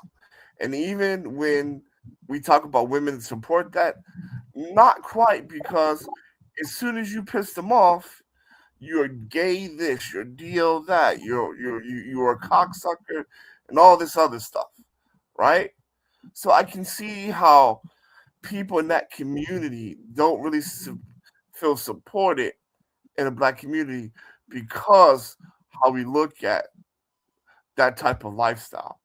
Because for the most part, that type of lifestyle is shunned in the black community. Being real, because a lot of times when people get mad, that's the first insult we go to. First insults we go to, right? You gay like Michael Jordan. Right? I hear people say that all the time, right? So, with that being said, it still doesn't give people the right and the opportunity to lash out against straight black men because that is the whipping post of the day, right? When in doubt, whip the back of a straight black man, because at the end of the day, that's what's popular. That's what's popular. That's what's okay. But we do kind of have to take a step back and see like the root of why he's saying that. And I know that's very unpopular, right? I know it's very unpopular, but there is maybe a little bit of validity of what he's saying. And I'll pass the mic on that. And I'm gonna come right in and say no false narratives. No, it's not. That's not what you're saying is not true. Black women, not black people. Black women have issues with gay men because yes, they do slander men that are not gay by calling them gay. That does happen, but they cool with black women, so it's not an issue between those two groups of people. Black men don't even think about gay men because we don't do the same things. Not thinking about somebody does not mean you're shunning them. Black men are the group of people in this country that basically, just as Rael said earlier, live and let live. If you gonna be gay, ain't none of us trying to slap no dick out your mouth. That's you. As soon as somebody gets upset, no, as soon as a black woman gets upset, they'll call them gay. Roger, that does happen. Please, let's be honest. Let's have an honest. As soon as black people get upset, manhood comes into question, and maybe 2 or 3 insults down, there's a gay slander. Come on. That's what make the value of what that energy is what it is. That right there makes it true. Hold on. No. The truth is, hold on. The truth is, because this is a white supremacist country, black men's manhood is always in question. It ain't got nothing to do with you being gay. But as soon as a black man, like 2 or 3 insults down the road, then one black man is gonna call another black man gay. A man does not have to get upset to question another man's manhood. In America, everyone questions black men's manhood. It happens. So I mean, no. I'm not gonna say it doesn't happen when somebody get angry, but it happens when they're not angry. When is black manhood not in question? So that's what I'm saying. There's some validity there. No. That has nothing to do with being gay. It has something to do with the fact that you're an American black man, and any other American who's been raised in a normal American way is going to question a black man's manhood. It happens all the time. No, I know where hot sauce is coming from. I know where hot sauce is coming from. I get what he's saying. I'm not saying there's no truth in if somebody get mad what they gonna say, and I'm saying when they not mad, they still questioning black men's manhood. It happens all the time. Do I need to start throwing out examples? Just because it happens so the bigger picture point is that they have some validity when they're saying that, hey, we do feel excluded. That I mean, like, look, when he gets on about black men are like the white men of the of the black thing, and we have all these problems. No, I'm not agreeing with him here, but I can see where he's coming from because how they are, I don't know, treated or shunned out of the conversation. That's the more science temples or what conversation do they need to be a part of? Hold on. That centers around hold on, black brother. straight men. What conversation do they supposed to be a part of? You're jumping the What? line. You're Exactly. jumping the line. Yeah. So I'm Jumping the saying line of what? yeah, real quick, brother. Hold That on. man was So talking to you, yeah, interrupted. that was rude, but it's Oh, okay. I I didn't ain't hear him. fucked up. I I didn't hear him. know he heard it. It's okay. It's all right. So look, here's how. So if you doing what y'all doing in y'all mocks, why would you care what's going on outside the mocks? I will repeat. If you got your whole world to contribute to whatever it is that you doing, I don't see even people in mocks like purposely fighting, just really going out here fighting and picking fights. Even if that's but let's just say for the sake of, this is why I don't get involved with groups, because you always want to fight. You're not contributing. Again, I don't see you taking that same energy, going build no stadiums. I don't see that same energy building skyscrapers. I don't see that energy. I see that energy focused on what you can ready to do when that door closed in that bedroom, and then how everything feels. So when I know that you making life decisions based off of that, I can't even take you seriously. All right. Now I'm gonna step in and say this. Y'all, there's a difference between something happening generally and then something happening because of a specific reason. Guess what, y'all? I wear pants. I don't wear pants because because of some particular idea somebody has. I wear pants because they're a good utility piece of clothing so I don't get arrested. Okay? Now, a gay man could say he wear pants because he gay. Does he wear pants because he gay? Or does he wear pants because men generally wear pants? I'm saying there's an actual difference. And at the end of the day, when you're an intelligent person and you are way past 18, you know exactly what you're doing. So he can say, I feel some type of way because somebody said this about gay person, or somebody got insulted by saying that, hey, you're gay. Now he can say that all he wants to. But in America, guess what? If you a black man, your manhood is always in question. And ain't nobody got to get mad to question nobody's man. I done heard a ton of people say, man, you don't even sound like a man right now. And it had nothing to do with them being gay. Gay wasn't even a part of it. A black man's manhood is always in question in the United States of America. That is just a real thing. And gays don't even come up. I think you're missing the point. No, I get your point. I just don't agree with your point. And I understand him saying of course he can say, well, somebody said this, but at the end of the day, it ain't real when you friendly with the people that's saying it all the time. Black women call straight men gay for a lot of various reasons, and he cool with them. So it's a non-issue. Well, he got to be cool with them because they're the protected class, like I said before, right? So he's a coward. He's a coward. Then if you cool with them, the people who do it, it's not an issue for you. So everybody can just talk over me, right? Like I'm trying to. Go ahead. Say what you're saying. I didn't hear you. Go ahead. Say what you're saying. So like I said before, right? Black men are the convenient whipping posts. So if you're going to lash out, we're going to be the people you lash out to first because it's the convenient whipping post. I said that from the beginning. So making that as a rebuttal is no new news, right? It's no new news, but it still doesn't negate the fact how they are treated in this community. That's all I'm saying. Okay, and what I'm trying to tell you is, if you hit me on a regular basis, I can't act like that's a problem when I signed up to go to the same boxing gym and you just one of the people I'm sparring with. That's a whole different context of someone hit me without my permission in a different place in society. That's a whole different context. And I'm going to say, if you have a problem with something, you don't voluntarily hang around those people. So if he had an issue with people saying gay as they're using it as some kind of slur, he wouldn't be cool with black women who do it all the time. Oh man, I reset. We're gonna have a problem later. Yeah, reset is stupid. We have a problem later, nigga. We have a problem later. Well, my thing I ain't do nothing. I ain't do nothing.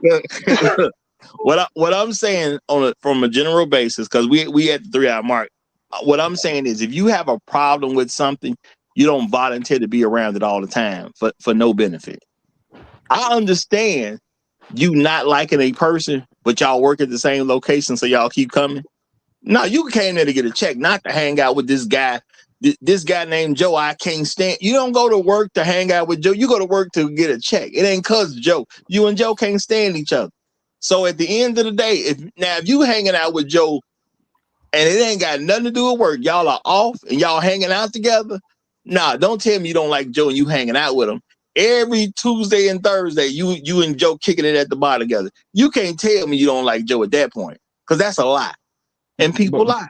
But Roger, the thing is that, see, this is how you know this is a problem, because the things that black straight men are expected to take, they're expected to take this type of stuff from this particular dude, and they're also expected to take emotional and sometimes even physical abuse from black females. And when you don't allow somebody to do that to you, because when he's talking as a proxy black female, and they want straight black men to accept a perverted mentality. We're not going to do that to make you feel good about your position. If you choose to be on that position, fine, that's on you. But don't expect us to accept something that's perverted, that we look at as perverted, because we ain't rocking with that. And we don't care because white people pass some laws that make you think you okay with that we're going to be okay with that. Go over there with them white folks with that nonsense. But don't try to make us accept something from you that historically, from a family perspective, generationally, religiously, all of these types of things, we viewed as a perversion. And that's just the bottom line. Like, if you got a problem with that, you don't have to talk about us. You don't have to be around us, because I can guarantee you, straight black men don't want to be around gay black dudes. They don't want to talk to them. They don't want to have conversation with them. So it's pointless for him to even come out here with this type of mentality, because the things that he's talking about, we ain't thinking about you like that, dog. Like, we don't care. Like, we don't care what you do amongst your crowd. You have the freedom of association in the United States. You can associate with your type, but this is the problem with LGBTQ black people. They like to hop in and out of identity in terms of blackness. They like to use blackness when it's to their advantage, but most of the time they do not identify as black first. They identify based on their sexual orientation first, and that's the problem. They constantly do this. Well, hold on, because my thing is there is no problem, because what he's talking about ain't about a problem. At the end of the day, they want us to be gay with them. This has nothing to do with what people want per se, except if you want to be gay or not. He wants you to be gay with him, and he got a problem with you because you won't be gay with him. We are not stopping nobody from being gay. It doesn't make a difference how we feel about gay people. That's a non-issue. If you want to be gay in America, America is a gay-friendly place. You can be as gay as you want to be here. And shout out to Jerome Payne. He said straight black men is always preferred, always the preferred scapegoat. And yes, we are. And my thing is, I'm not finna sit here and be your scapegoat because you want to be gay and you want other black men to participate in gay activity with you, because that's what this is about. Exactly. What you now, will gay people use something politically? Sure they will, but I'm not even tripping about that, because any person that's an American citizen can take whatever angle they want to try to get anything pushed. They have a right to do that. Now, if they get it pulled or not, that's on them at the end of the day. If they get it passed or whatever the case is. But when it comes down to it, I ain't got to be gay with you. And the fact that I don't want to be gay does not make me a problem. I ain't trying to make you straight. Stop trying to make me gay. It's that simple at the end of the day. If gay people want to be treated as other people, they got to learn to leave other people alone about what they want to do. Thank you. It's that simple at the end of the day. He's not asking. I don't believe he's asking. I think that's false. I went through his content. I went through through different stuff on his content for hours, and I went to stuff going up to 7 years back. And he says he wants all black men to be gay. That's not what I said, brother. No, most people don't use all for anything. Most people do not use all for anything. No. But I'm saying this guy would prefer if you were gay with him, brother. That's what he wants. I I'm think saying Roger's right, man. I think Roger's absolutely right about this one, man. he never said that. He He never seems said that. he seems mightily Oh my obsessed with god. straight black men. What from what I view from this point is that this nigga is just saying that how straight black men ostracize him personally probably, and how we just not inclusive. How are Well, you ostracized? He said we were You're jealous. not. He said we You're were jealous. hold on real quick. How are you Jesus Christ. ostracized? That means you're not allowed to be a part of what they're doing. What are Oh, straight black? Hold on, brother. What are straight black men doing that he want to be a part of? So first of all, I got out the hot sauce. ostracize does not mean to make somebody a part of. Ostracize is to ridicule, right? And the chat has been nonstop ridiculing this nigga. So that's number No, one. they have not. No, they have not. Don't Yes, no, because anyway, there's people making comments about gay anyway, folks because that's anyway, what the subject matter is for today. I'm gonna finish my point. And the second point is he talks about how that he wonders about like for example, he talks about like Sandra Bland, George Floyd, stuff like that, and he wonders about would the support be the same for gay black men if they were in that same situation for black men. I'm not saying the nigga is right, but what I am saying is that the reflections and what he's talking about, we should take a step back and really analyze that, because the black community, from my understanding, is anti-homosexual. Okay, and I'm gonna say, if you look at exactly what you just brought up, he talked about that stuff in Black Lives Matter, the organization, which was literally a pro-LGBT organization. It literally is that. Anti-black man organization too. Exactly. And you think he didn't know that? So even in that example, it's nonsense. You're hearing what you want to hear. No. They said that that's what they were. They said it. I didn't put that label on them. They told that to me. I gave you a specific part where if a gay black man was murdered by the cops, he wonder will he get the same support as those people. Right, and you're not speaking to that. No, brother. Wait, the organization did not support a black man that got killed by cops. The organization literally supported LGBT people.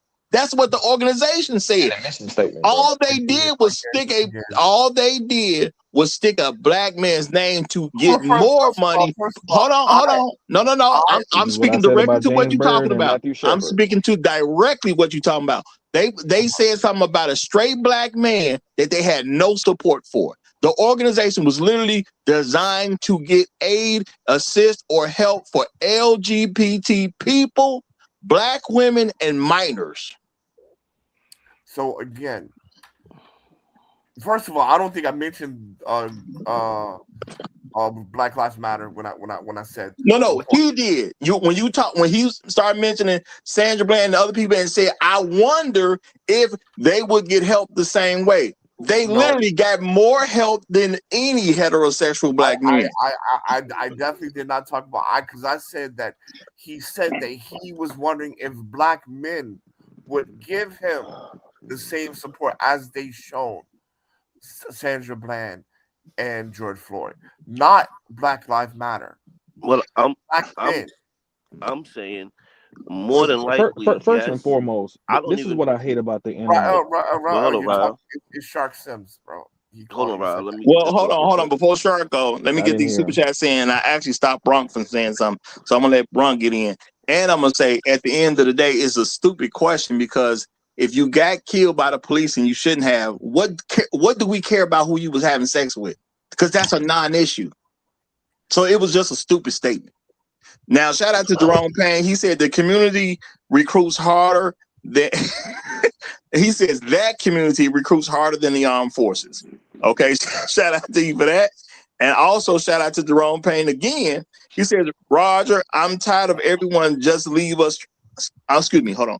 Roger, I'm tired. Why can't everyone just leave us straight black men the F alone? For the love of black Jesus, please leave us alone. I mean, for real. I mean, at the end of the day, It's money reasons, it's political reasons, and I've always said we have a whole different relationship than anybody else in this country. So at the end of the day, they're going to attack us as long as America is what it is, and I don't see America changing no time soon. They're not going to leave us alone. Hey, can I say something? Well, hold fast, and Big Kev, I got to let you in because I ain't even give you an open statement. So, Bronk, go ahead. No, go. I'll just wait till round table. Go ahead. Okay. Big Kev, go in because I didn't even let you get an open statement. My bad, but you did come late. Y'all be showing up late as I don't know what, and knowing I'm trying to get off the air in 3 hours, but it's cool. Understandable. Shout out to Black Rule Strikes. He says they don't just want you to be gay. They want you to help normalize what they are. And our particular expression of masculinity makes that difficult. Absolute and I'm going to agree with facts. that wholeheartedly. Absolute and my thing facts. is, that ain't my job. Ain't nobody stopping you from being gay, but I ain't got to help you be gay. You got to do that for yourself. All right, go ahead, Big Kev. Okay, perfect. Here. So, hey, I was going to the panel and whatnot. What I would have to say about that whole story is this, at the end of the day, whenever, people like this try to critique so-called, so-called black men, especially those of us that are straight, because they fundamentally don't respect relationships and marriage or family, no matter how much they lie and pretend like they do, all their critiques are either at best irrelevant, water under the bridge, or at worst, it's just a bunch of hypocritical lies, gaslighting and projection. All right. And I think more of us need to start reminding them. It's like, listen, y'all hyper matriarchal niggas, y'all don't care about relationship, marriage, or family in the first place. So stop talking about communities and community that, and what about the black community? Since when have you niggas ever cared about the black community? When? When have people like this ever gave 2/5 of a fuck about the community? We see this in their actions and in their behavior. They don't give a fuck. They promote they provide cover for people who engage in child abuse, especially women. They promote single motherhood, abortions, flagrant whoredom. They peddle communist and feminist propaganda. They look down on people who are skilled laborer. Especially blue collar skilled laborers. These people don't give a fuck about family. They don't. And I think more of us need to just say, just come out and say it. I'm like, listen, y'all niggas don't give a fuck about family. Why should we care? Y'all don't give a. When have you ever give? It's like somebody who the best analogy is like this, right? It's like somebody who swears to God they hate, football or hates anime, trying to give social commentary about, the best strategies, when it comes to coaching a football team or which anime you should or shouldn't watch. I'm like, you don't even like it in the first place. Why should we take what you have to say seriously? Why? Why should we give a fuck? Why? Why? Can somebody answer as to why? Like, what valid reason should we? Why should we care about somebody who's consistently shown throughout decades that they give zero fuck about any type of stability or any type of function of proper functionality when it comes to the so-called black community? Why should we care about them? Why should we care about their plight and their struggle? Why? Why should we? At the end of the day, I'm like, right. And like at the end of the day, no matter what they say, we can show through their actions. Like the vast majority of hyper matriarchal niggas like this, they don't give a fuck about the so-called black community. So why? Why should we give a fuck at all? Look, is that Big Kev? Yep. Okay. Look, Big Kev. Today's show ain't about whether you should care. The show is about what the man said and what he represents. Who cares, that they don't care? That's a non-issue. The issue is anything that he's saying has any validity to it? And the answer is just no. No.